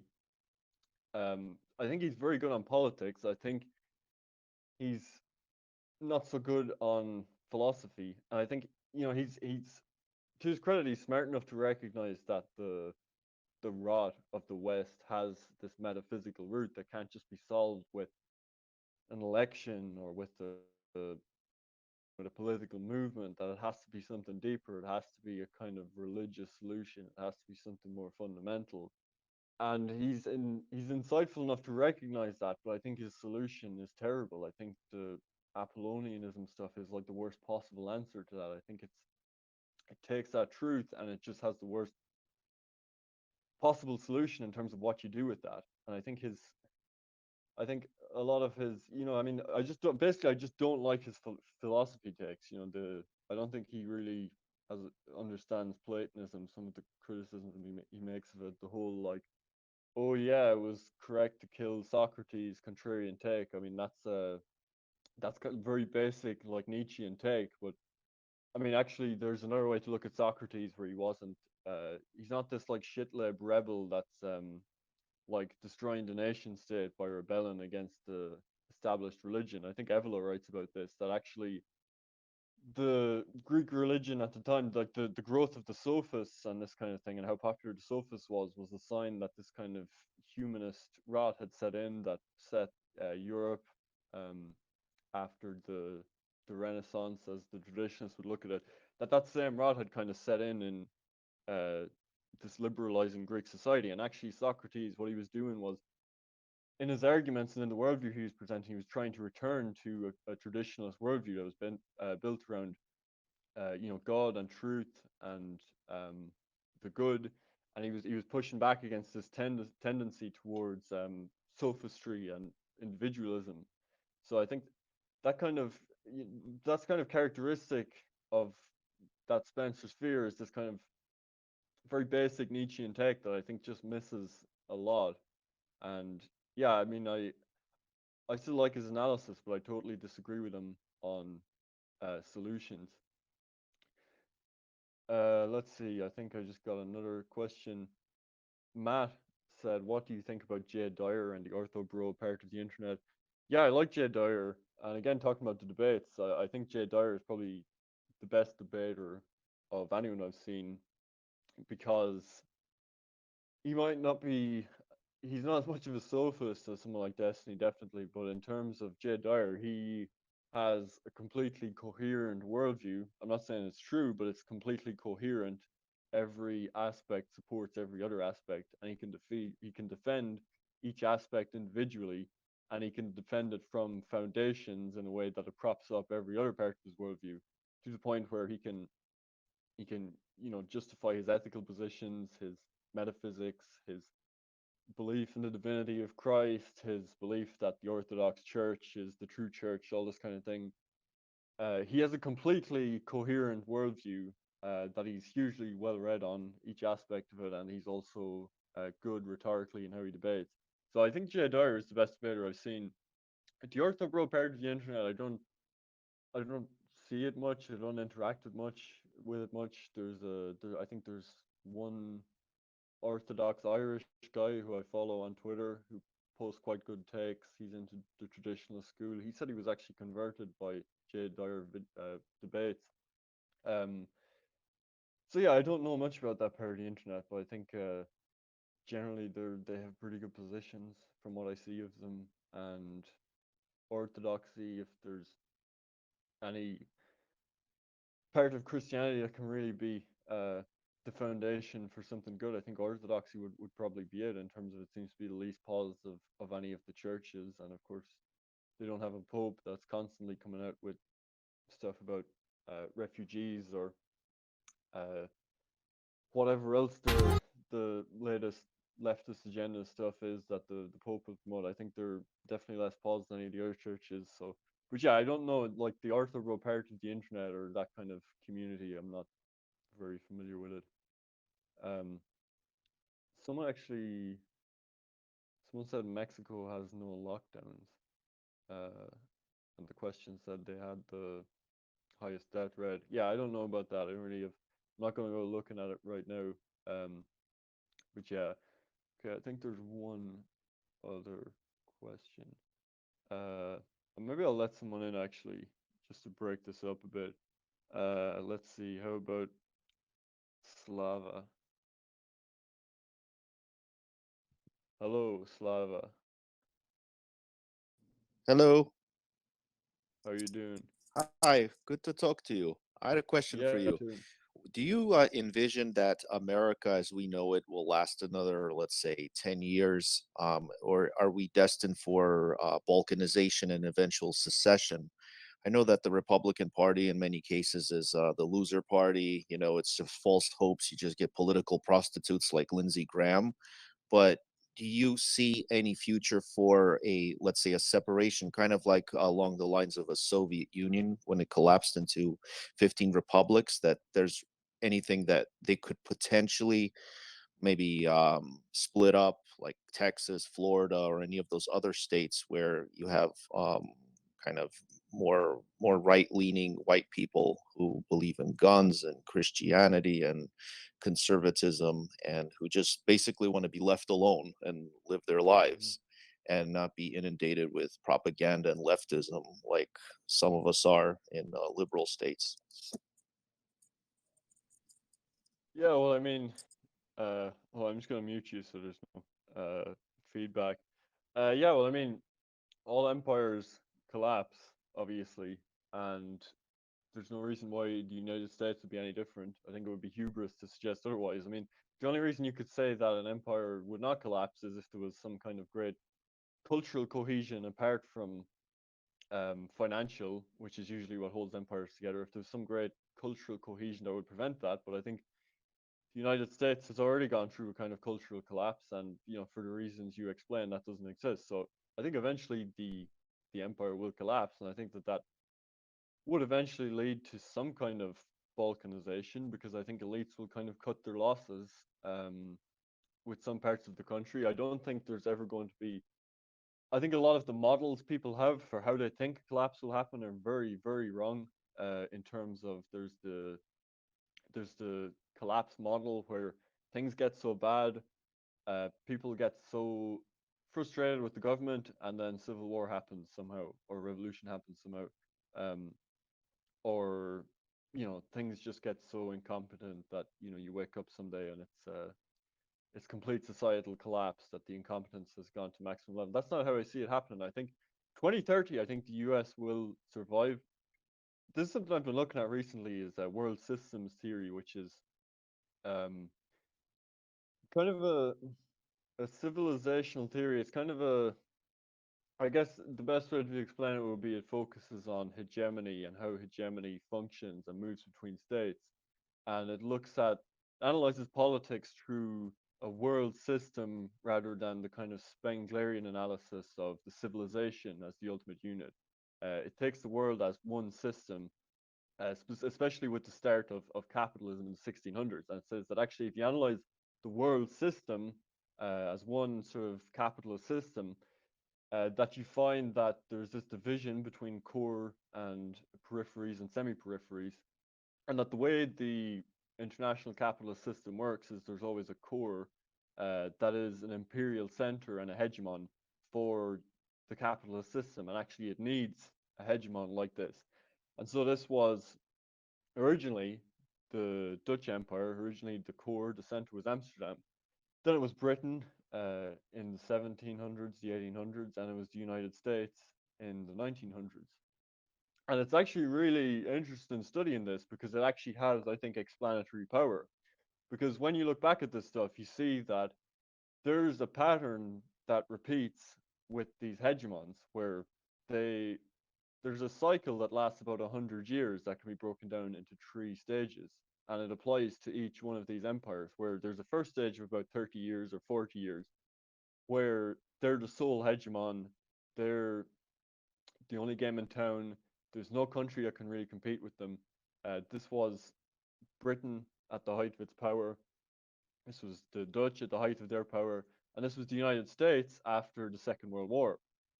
Uh, After that period, there's another 30 or 40-year period where uh, their power starts to decline somewhat. They run into some structural issues, and gradually two competitors emerge for the position of hegemony.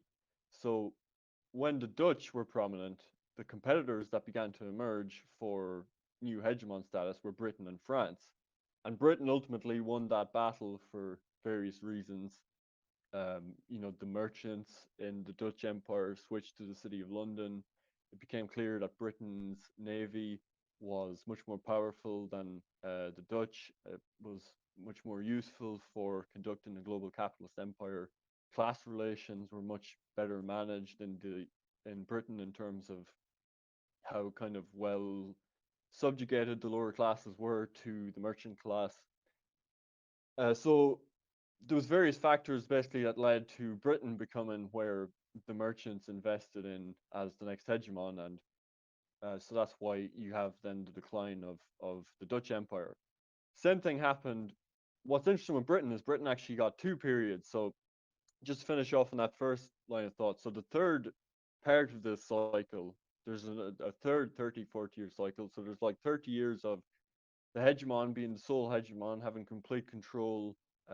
Everyone is kind of reliant on it, and it's a time of relative peace for that reason, actually. Then there's a 30-year period where there's two rising hegemons that are competing for the status to be the next hegemon, and meanwhile the main hegemon, the one that still exists, is declining in power. So again, look at a 30-year cycle. The US's role as sole hegemon begins in 1945. And you look at 30 years, you get to mid 70s, you have, the oil crisis in 73. And this would be, the start of when this decline starts. I actually think it started a bit later for the United States. Probably you could go up to the 90s. But anyway, Britain was a bit different in that it actually got 2 centuries of this, because in the 1800s, with the Napoleonic Wars, it defeated who should have been the new hegemon, which was France. And so Britain had 2 cycles of this hegemonic status, the 1700s and the 1800s. And then the 30-year period is the decline, where they begin to lose their status as hegemon. They generally become bankrupted. They lose support on the home front for empire. The people lose the appetite to be an imperial power. And they suffer some military setbacks abroad that embolden their enemies. So think of Britain's period of decline, again, 30 years, 1914 to 1945, that's 31 years. It's the start of the First World War to the end of the Second World War.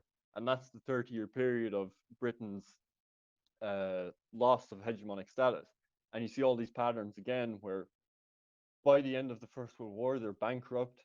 They have to pull back some of their imperial holdings and focus more on their own country to be able to carry out like domestic policies like the welfare state. They've lost the appetite for empire. After the climate of the Second World War, Britons don't really see the purpose of having these colonial holdings and so on.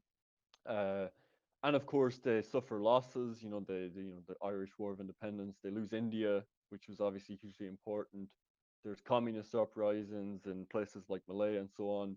And so you have those three factors of like financial bankruptcy, loss of morale on the home front, loss of military prestige abroad, and emboldening of enemies. And so if you look at, and of course, in that case, the two competing hegemons for British power were Germany and the United States. In the period between the First World War and the Second World War, that's when you had the great rise of Germany and the US, and they were both competing for who would take over the next cycle of this world system, of who would be the next hegemon. And of course, Germany was destroyed, and the United States became the hegemon. So I think that has good predictive power in that empires collapse, but they don't.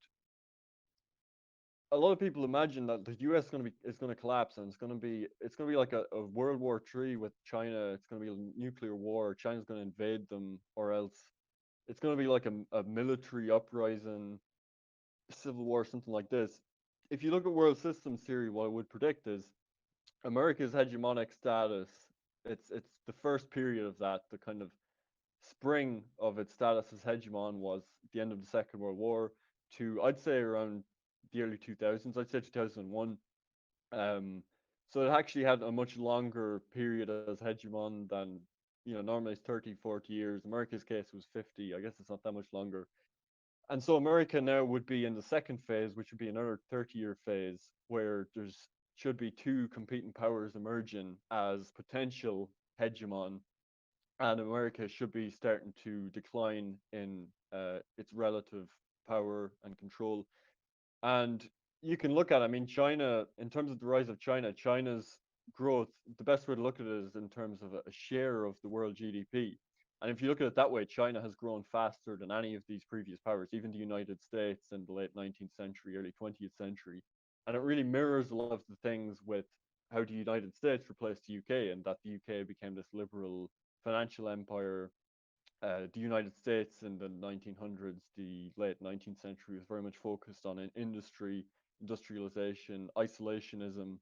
There was a financial bubble, a big financial bubble in Britain in the 1890s. These are things that just repeat all the time, where there's increasing financial speculation, and the rise in hegemon is really an industrial power that's kind of building its economic foundation on manufacturing. Again, think of Germany again in the early 20th century, and the United States.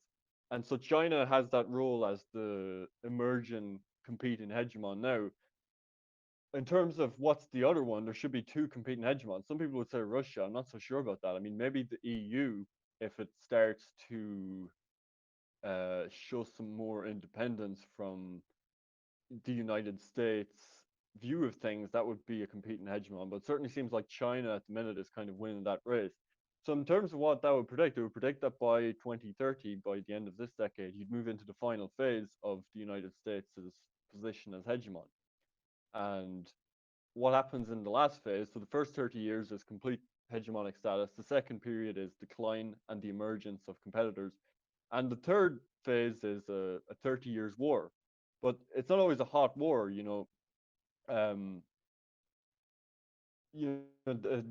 the Dutch Empire did come out of a 30 years war, actually, and there was war between Britain and the Dutch when that transferred over power. But there wasn't a war between the United Kingdom and the United States, but the United States still took hegemonic status after the Second World War, because the United Kingdom became indebted to the United States and it couldn't sustain its empire, and the United States had all of these geographical advantages, logistical advantages, economic advantages, that it was just a kind of passing of the torch.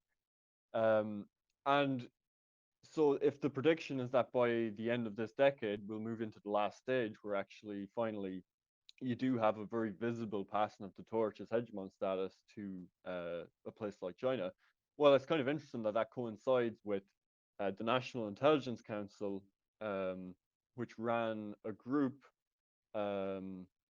called Global Trends in, was it 2014? I'm not sure. It was a few years ago, but they predicted that 2025 would be when the US kind of lost its position as the unipolar hegemon. But what they predicted was that it's not going to be a direct transfer to China. China isn't going to ever have the same role as America. I think a lot of people there's a lot of memes about multipolarity, but I think it's going to be a reality in that this situation is kind of different than other transfers of power because the United States may lose its cultural hegemony, it may lose its economic hegemony to an extent, but it's not going to go away realistically as a major power, and it's never going to lose its military hegemony. China isn't going to, the United States has dominated Eurasia by controlling the South China Sea, the Pacific, having allies like Japan and South Korea in that area, controlling the Western states, having friendly liberal regimes in Western Europe, and that was the three pinnacles of the sort of Brzezinski doctrine was that have friendly Western liberal states, have outposts in East Asia, control the Pacific, and the third aspect was to keep Central Eurasian landmass divided, which they've done with imperial policies in the Middle East and so on, which they're continuing to do. So for American hegemony to collapse, further to be this kind of multipolar world order, there'd have to be one of those aspects will collapse. I don't think they're going to lose dominance of the Pacific. I think it's not realistic that China is just going to like blow US warships out of the water or something. And it's not realistic that there'll ever be a hot war between China and Russia and the United States. I just can never take seriously this idea that they're going to go to war or they're going to go to war with Russia, not a hot war, because there's just when two states have nuclear arsenals capable of destroying all life on the planet, I mean, there's just never going to be any analysis that any of them are going to start that war. So, in terms of the three pillars of that, the Pacific, Western Europe, and Eurasia, I think the aspect that America is going to lose on is Eurasia in terms of the Belt and Road Initiative, gradually pulling these countries in Central Asia and Eastern Europe, and maybe increasingly Western Europe, into the orbit of China and Russia. And you've had some public things that signaled this, like Duterte came to power and he really publicly rejected the United States and the United States ways of economic trade and trade agreements and so on, and declared his allegiance to China, and he even went to spoke in front of the CCP and ridiculed America, this kind of thing. And Obama was trying to push back against that with things like the TTP trade deals, and there just became such an appetite against these trade deals, which were actually intended really to keep these countries in the Pacific in the orbit of the United States and intended to maintain the US's position as hegemon. It got such support when Trump went against those that Hillary Clinton had to come out against it. So again, this is looking at the patterns of empire. This is where actually public opinion on the home front does matter, because like the British after World War II, the Americans suddenly don't have such an appetite for maintaining NATO and maintaining trade agreements for just no other argument that the liberal elites present other than the goodness of free trade or whatever. Suddenly don't have an appetite for that, and that's something that actually directly influenced policies. They had to scrap some of these trade agreements because even Hillary Clinton had to come out against it because it was so unpopular. So that's how I think it's going to be. The main thing is going to be the growth of China as a country that these countries can do business with, that they can trade with. China has more countries as its main trading partner than America does now. China will increasingly be able to finance things like it has its own competitor to the World Bank in terms of offering loans to countries and so on. I think it'll just be this gradual shift, but I don't think it's going to be China isn't going to get this 100-year stage like Britain and the Netherlands and America did, where it's the world hegemon for 100 years.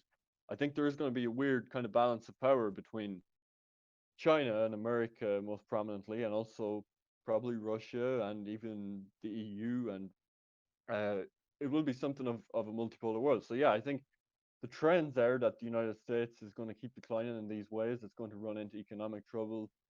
Bubbles are going to burst.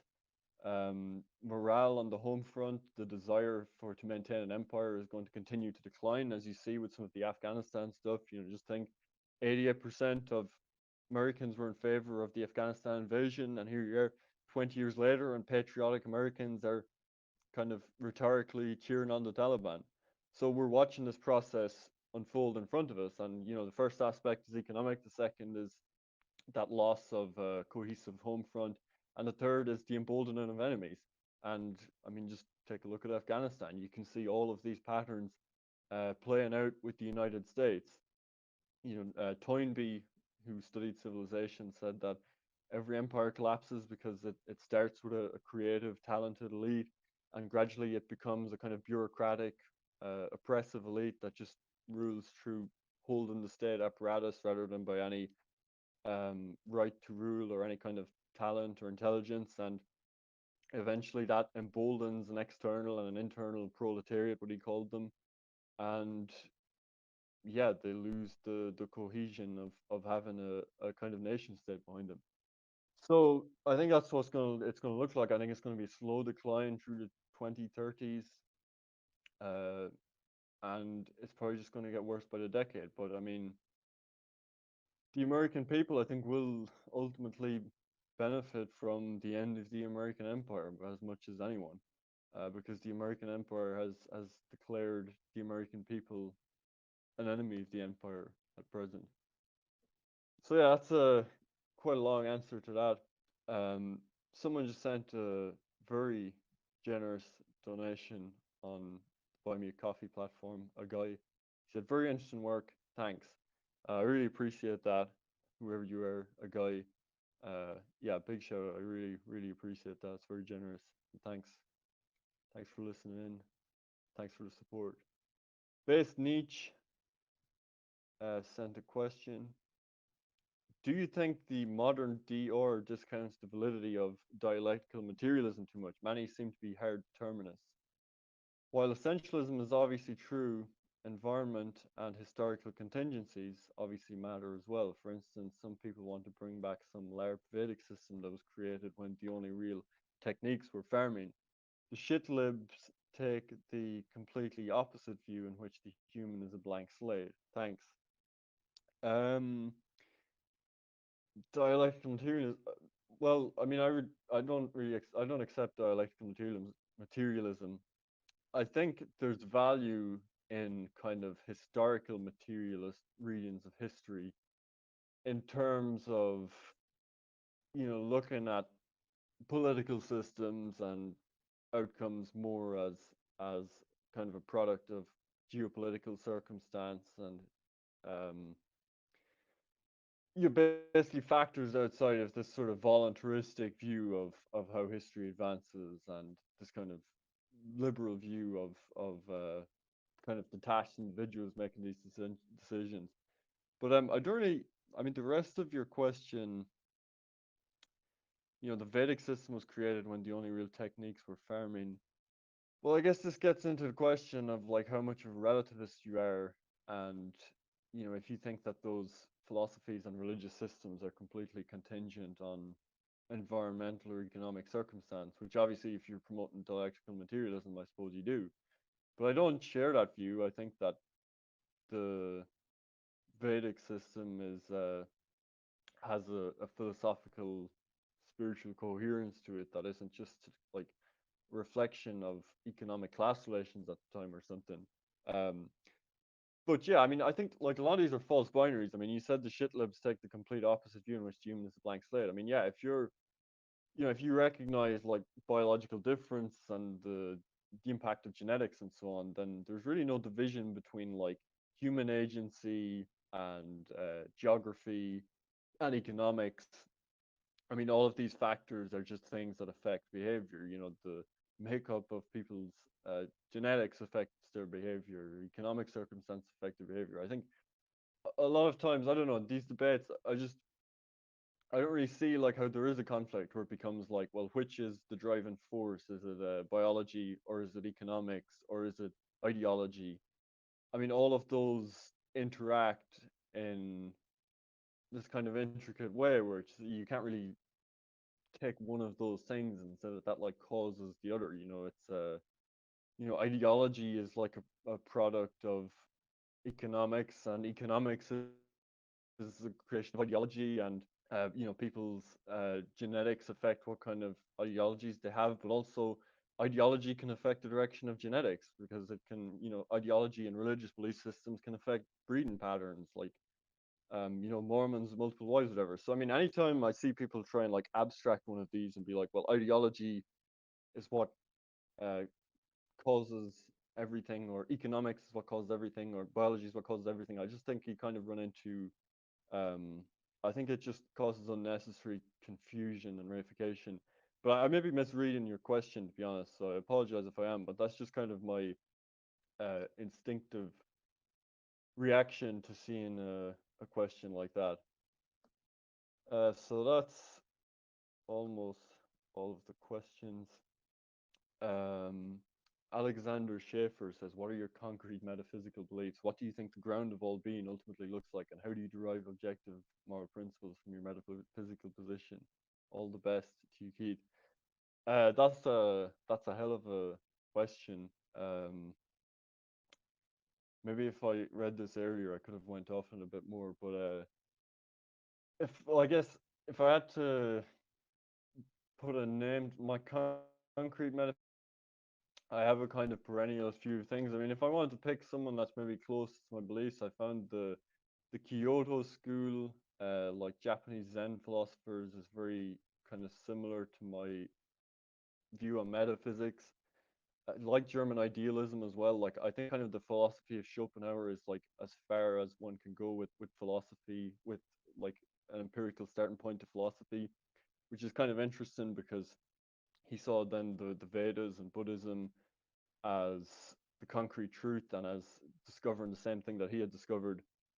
That's why I like the Kyoto school, is they blend German idealism and Eastern philosophy. So I think philosophy is somewhat limited in how far it can go, and I think that past a certain point, um, the mystics are kind of on a higher standing than the philosophers.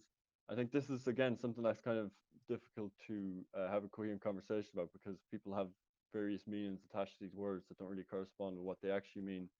Like people imagine like magic or something for mysticism, but uh, there's a school of philosophy like W.T. Stace that sees mysticism as having a universal content, and that the views are not socially constructed and the same across culture, and that would be something that kind of supports a perennialist position. But yeah, in terms of concrete metaphysical beliefs, I mean, I think the perennial philosophy, I think, is basically true, and in terms of how that's been expressed, I think Neoplatonism is an instance of that. Plotinus is the perennial philosophy, but also Vedanta.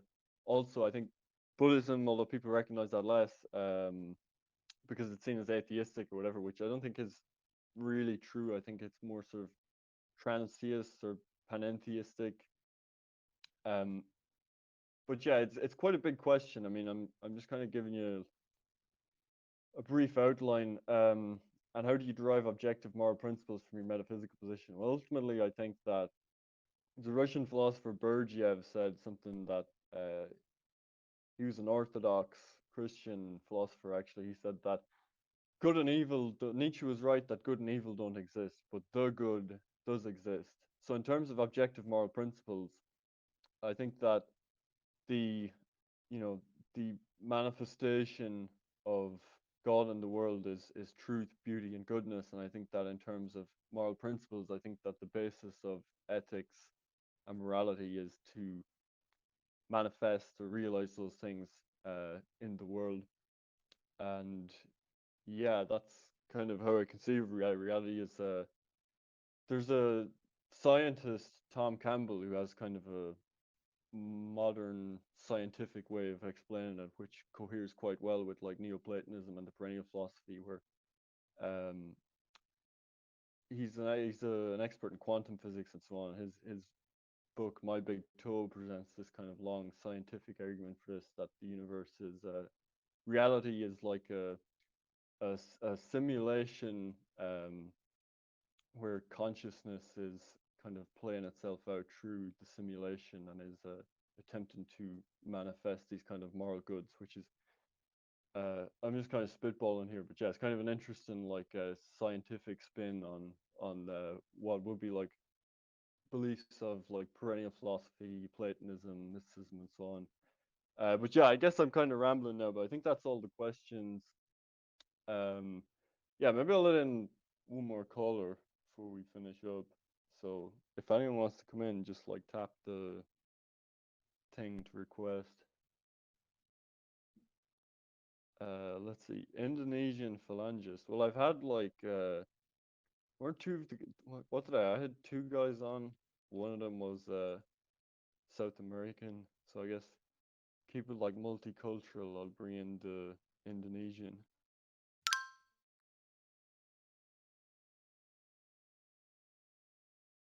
Yeah, I can hear you.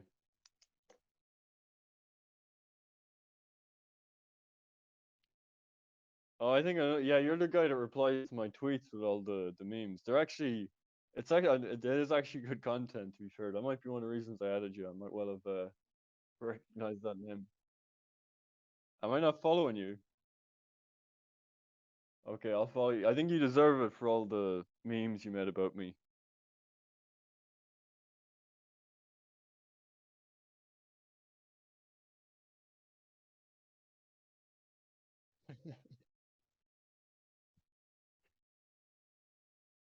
Well, what was the Brahmanism meme?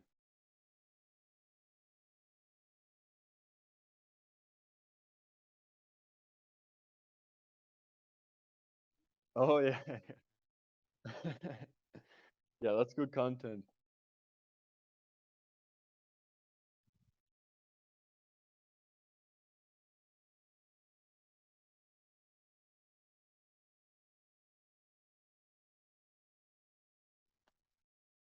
Um, I don't know how interesting this is to people, but I just had like, I never actually had a problem with him. I just disagreed with him on I forget. I actually forget what the disagreement was, but it was like a philosophical disagreement. It was kind of that thing that I disagreed with him that all, like, basically his thing is that all religious beliefs were just invented to moralize races, and it's all like racial warfare, and like all religion was metaphor for racialism, and no one actually believed in religion. Like the Romans didn't actually believe in their paganism. Um, the Jews didn't actually believe in Yahweh. It was just like a metaphor for the Jewish race, whatever. Which, to be honest, I think that criticism actually probably does apply for the Jews. But he's kind of taken this Jewish attitude and read it onto like all of history and all of philosophy, and everything is like everyone in history is Mark Brahman. And yeah, I just disagreed with that. And he just got really like catty and was like subtweet me all the time. And then he like accused me of like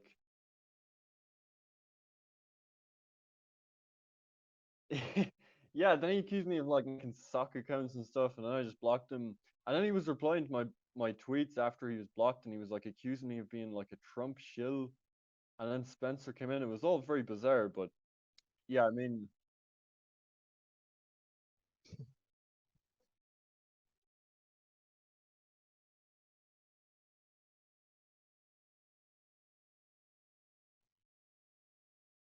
yeah,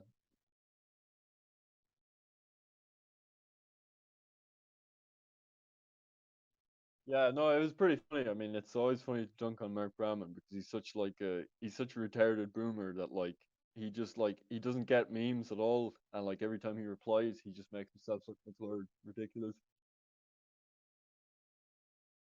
Oh yeah, yeah. He thinks like Odinism was invented by Jews, and it's all a metaphor. It's all a metaphor for Christ because like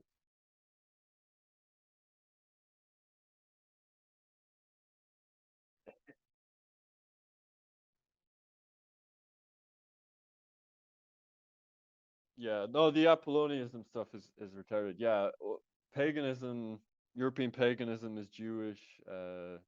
Christianity is Jewish. What else? Like Eastern religions are probably Jewish. Yeah, and also the movie analysis. Like he analyzed the movie 1917, and apparently it was all about the Schofield Bible. And the movie Tenet apparently is all about white genocide. And yeah, it's just he's a bit schizo to be honest. But I don't know. I don't usually get involved in drama, but it was just so funny to like dunk on Mark Brahman and watch his replies that I kind of couldn't resist that one. But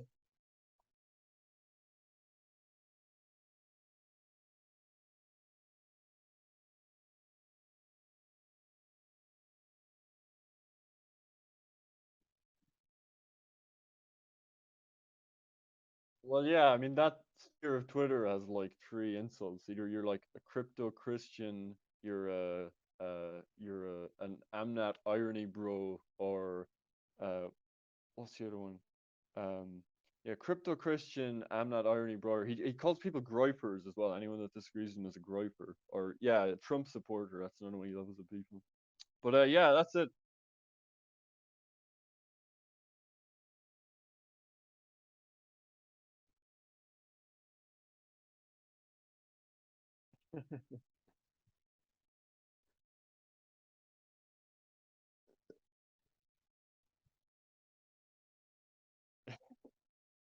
Yeah, that's the real. That's the real. Yeah, well, he has half a Twitter block, so you're in the illustrious club.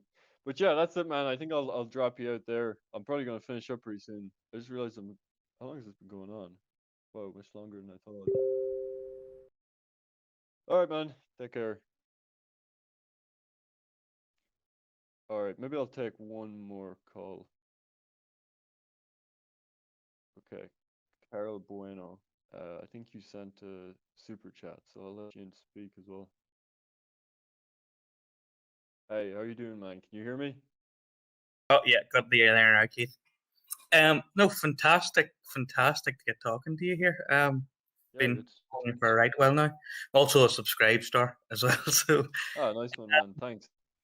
no bother, no bother. I don't know. There's a thing I've been thinking about for a while now, and it's sort of saying sort of with like the death of like the old religions, that sort of this rainbow flag religion has basically just is filling in the gaps, and it has its own metaphysics and its own dogmas and its own forbidden words and just everything. And like I remember I've got like arguing with a lad at home here, and he's talking about impassionately talking about George Floyd. So in the fucking stuck on the side of a mountain in Ireland, and he's tears in his eyes talking about fucking George Floyd. I know it's insane. It's like, all right, this is just filling in that space that God's left, and then Yeah, to see like, I have a similar story. I was talking to a girl before, and like, just like randomly, she told me that, like, this was like the first time I talked to her. I didn't really know her, but just randomly, she told me that the night George Floyd died, that she stayed up all night crying. it's black pilled again. No, it's all of these things. It was like that. Say, I goes to him that same week. The Nigerian police were literally, in quotes, interrogating the man. They had his feet tied up behind his feet and hands tied up behind his back over a fire, and they were putting stones and blocks of wood on his back to stretch him out more. I said, "What's his name?" It's like, "Why have you not heard about that?" I goes, "Because it wasn't on TikTok. That's why you haven't heard about it. It wasn't a freaking 30-second video for you to see." That's so the only reason you care about George Floyd is because someone in Silicon Valley decided you're going to care about it. It's literally the only reason you care about it. But it's same to see just the CIA now sort of like, and all of these bodies just go, all right, this is now where everything's going, and now we're going to push heavy on that. I think it's ultimately going to fail. But to see like from the military, just seeing all these like US generals in the US military start pushing on this inclusion and diversity and all of this stuff so hard, because it's this whereas a couple of generations ago would be God and country and all of that. It's like, okay, well that's not Yeah, useful no, now. I think you're right to call it like religious in nature. It definitely is. And like you said, there's saints and there's good and evil, and there's I guess the one thing there isn't is like a chance for redemption or forgiveness. You can't, like, if you break the multi-culti code, you'll never be forgiven. That's probably like one thing they need to integrate from Christianity, I guess, to have a full religion, is like have some means of redemption. Like, I don't know, you give all your money to a black person or something. But yeah, it's definitely, I mean, it's kind of like there was all these like Manichaean religions around the time Christianity came about, where there's this like sharp division between the world of matter and the world of spirit. And you know, the Catholic Church rejected that with Aristotelianism, where there wasn't this sharp division. You know, the soul and the body were kind of one. But I think it's this kind of like Cartesian view of the world, where we're like ghosts in the machine. You know, there's this like real like scientism view of people that we're just these like biological units. But then like these leftists seem to have an idea that there's this like sort of there's an identity that exists that's like trapped in your body. I don't know if this is from like people growing up playing video games, but it's like, I mean, if you just like deconstruct a statement, like when someone says they're a man born in a woman's body, then Yeah. what does that mean? Because what's a man? If you're in a woman's body, what's it mean to say you're a man? Like there's some kind of gender that's existing separate from the material world. It's like existing in, you know, like your identity is actually not connected at all with your body. It exists in some ethereal realm where you have like a spiritual gender and a spiritual identity. And I think it's just like, it's like pushing the egalitarianism to the extreme, where there's no differences between biological groups. You know, biology can't affect your personality at all. You know, women and men are the same. All races are the same. So biology has no effect on your identity. So then your identity is just something that's kind of a floating signifier existing somewhere in the ether that somehow is like trapped in your body.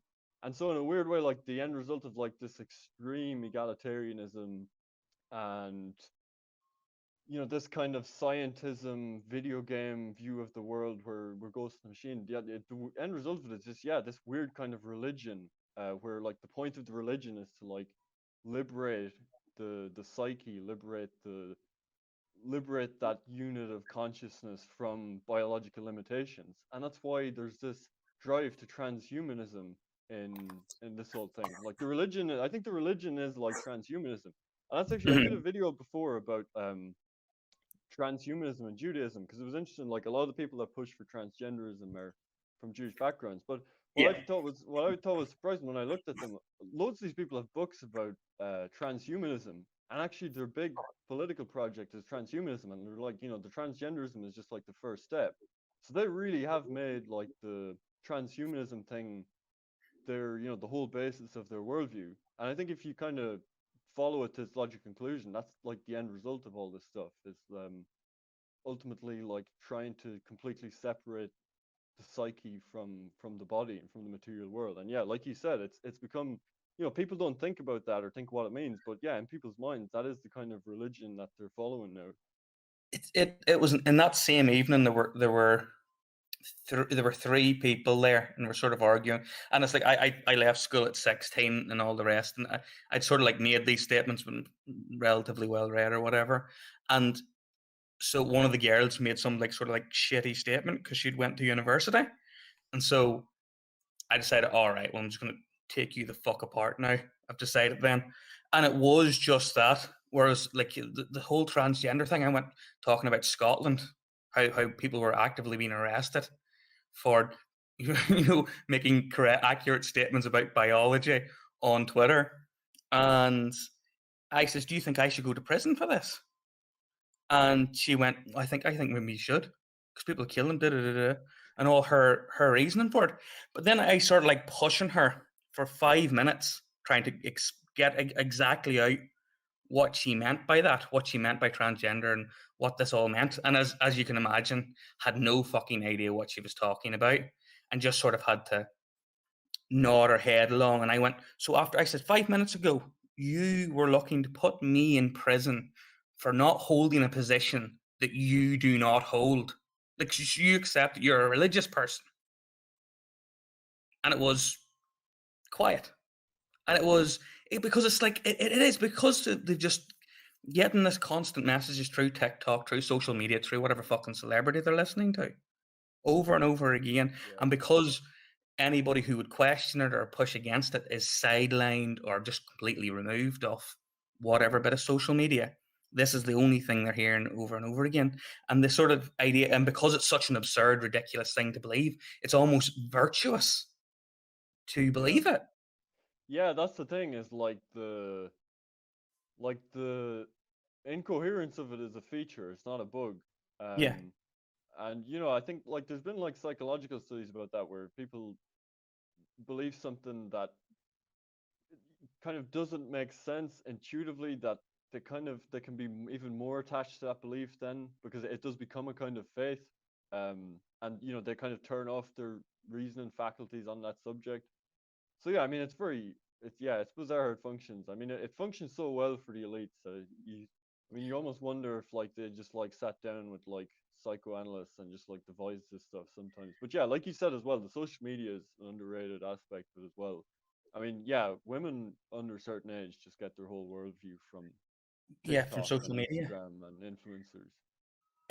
It's especially. I mean, okay, so I'm coming from a person who was an absolute shitlib.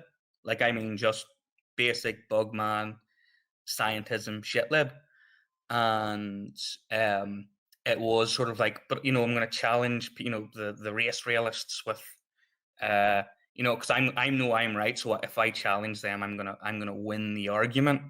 And then I went out and had the arguments and kept losing the arguments like over and over again. That's what just kept happening. And because again, that autistic desire to be right and to get at truth, I end up having to change my position. But more and more, I found it like with women, especially women of a certain age, it's like just absolutely intolerable to talk to you about politics. It's like, no, but explain. We're just like certain ideas where it's just like with men, a lot of the time you'll break them down. They'll go, oh, okay, well, whatever. But it's like it almost seems impenetrable at times. Yeah, look, I mean, anyone that's been through the university system will tell you, like, I mean, women and men just kind of have a different approach to taking in information in terms of like, women generally, like in university, will try and give the answer that they think the lecturer wants, whereas men will at least try and like sort of integrate the stuff into their worldview so that they have an understanding of it. But, I mean, it's not exactly like a knock on women. It's just how women are, that generally they take their position from what the authorities tell them to believe and what's more socially acceptable.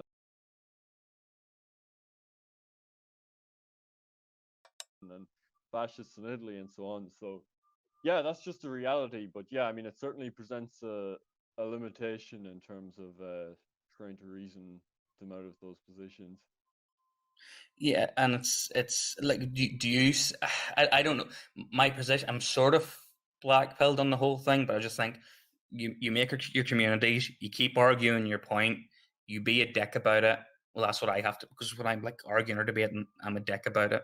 So I'm just going to be an honest, true version of myself. And if I offend people, and I have burnt, and again, this as well, to you, because you're talking about the bridges you burnt and family members doxing you and shit. Like, I really can't be a coward here. Well, I know, so I'm sitting on here with a fucking pretend internet name, so Yeah, well, I mean, honestly, I would advise people not to argue this stuff especially if they're in university or to family members, because I just don't think it's worth it, like cost benefit, because like you said, most people you argue with are they're going by to get by, and they're just they're not thinking about politics the same way as you are.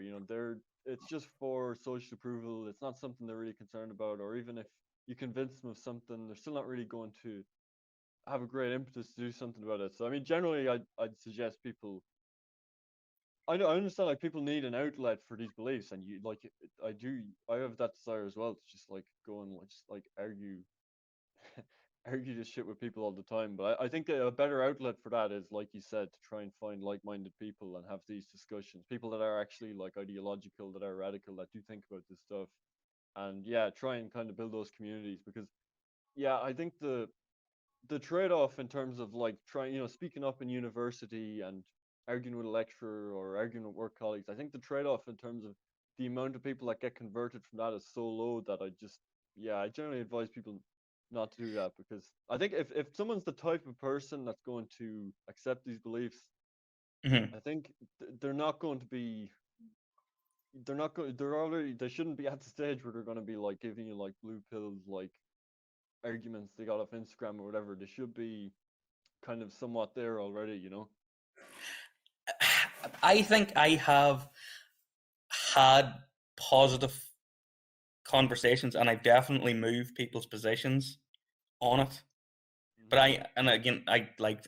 so I'll tell you something about me. I was at a party in Germany, and I was with all these people. I was getting on really well with this girl. I was definitely going to get off with her, and then her friends started going this like anti-GMO rant for some reason, and I autistically went, well, no, here's why you're wrong. That's a real like early 2000s thing. Remember when everyone was watching like Zeitgeist and talking about Yeah. like Dick Cheney and like GMOs and Monsanto. Yeah, oh yeah, I was big into the skeptic community at that point, you see. And I start like having this argument with her and explaining, but she had all like the normal sort of the conspiracy theory talking points, and I fit to break her. And she was a marine biologist, and so me, this dickhead, left school at 16, embarrassed her in front of this whole room, made everybody feel awkward. People disliked me because this was her friend group, and I was the outsider. And it made things actively worse for me. And the girl who I was with was no longer interested in me because I've embarrassed her friend. And see, looking back on it, no fucking regrets. I've done it piles of times afterwards. I've actively fallen out with people over things. And I'm like, yeah, I'm willing to burn bridges at this point. I'm like, okay, I'll do that. Yeah, I understand. Yeah, I mean, I think you sound like you have a fair idea of when to push it and when not. I mean, I generally just give like blanket advice of just don't ever even bother. Yeah, I get you. I get you. You know, you're right. Yeah, so I mean, some people are very gung ho and they don't get it. But yeah, I mean, yeah, you can if you find the right person. I mean, you'd be surprised how, especially like older white guys, like I mean, a lot of them just they know this stuff, but they've never heard anyone say it. And sometimes if you're very honest about your beliefs and you just come out and say it, at first they'll kind of push back, but then they'll be honest, like the guard will come down. So yeah, it's just a matter of kind of feeling out who you can try it on. And some people, you have to just recognize that some people will not be saved, and some people are just never going to engage this stuff in any way. It's sort of that like you know, again, I'm a literal autist, like, so it's I've had to over years like those things where people naturally understand, oh, I've made everyone feel awkward, or this is awkward and I shouldn't do that. I've had to like consciously, and I think probably, I mean, the sort of person that is attracted to this community and this way of thinking and stuff like that, there probably is in that same wavelength. And so it's, yeah, you have to choose the time and choose your effort, and you know, there's no point annoying, you know, especially if you start fucking annoying people. If people attach your ideology with just being irritating, oh no, you've actively hurt fucking things. And oh, there he goes again. Oh, there he goes again, or whatever. So it is. Well, you've increased my suspicion that all my audience members are in fact literal autists. But, yeah, 100%. Every one of them. But yeah, man, I guess I'll leave it there. I think it's coming up to 2.5 hours. But yeah, good to talk to you. Yeah, appreciate thanks that. Thank you for all of. All right, everyone. That was first time trying out the voice call feature on Telegram. Yeah, I had fun. Thanks for everyone that sent the super chats. There was some very generous donations. I really, really appreciate that. Thank you. And yeah, maybe I'll do this again sometime. Take care.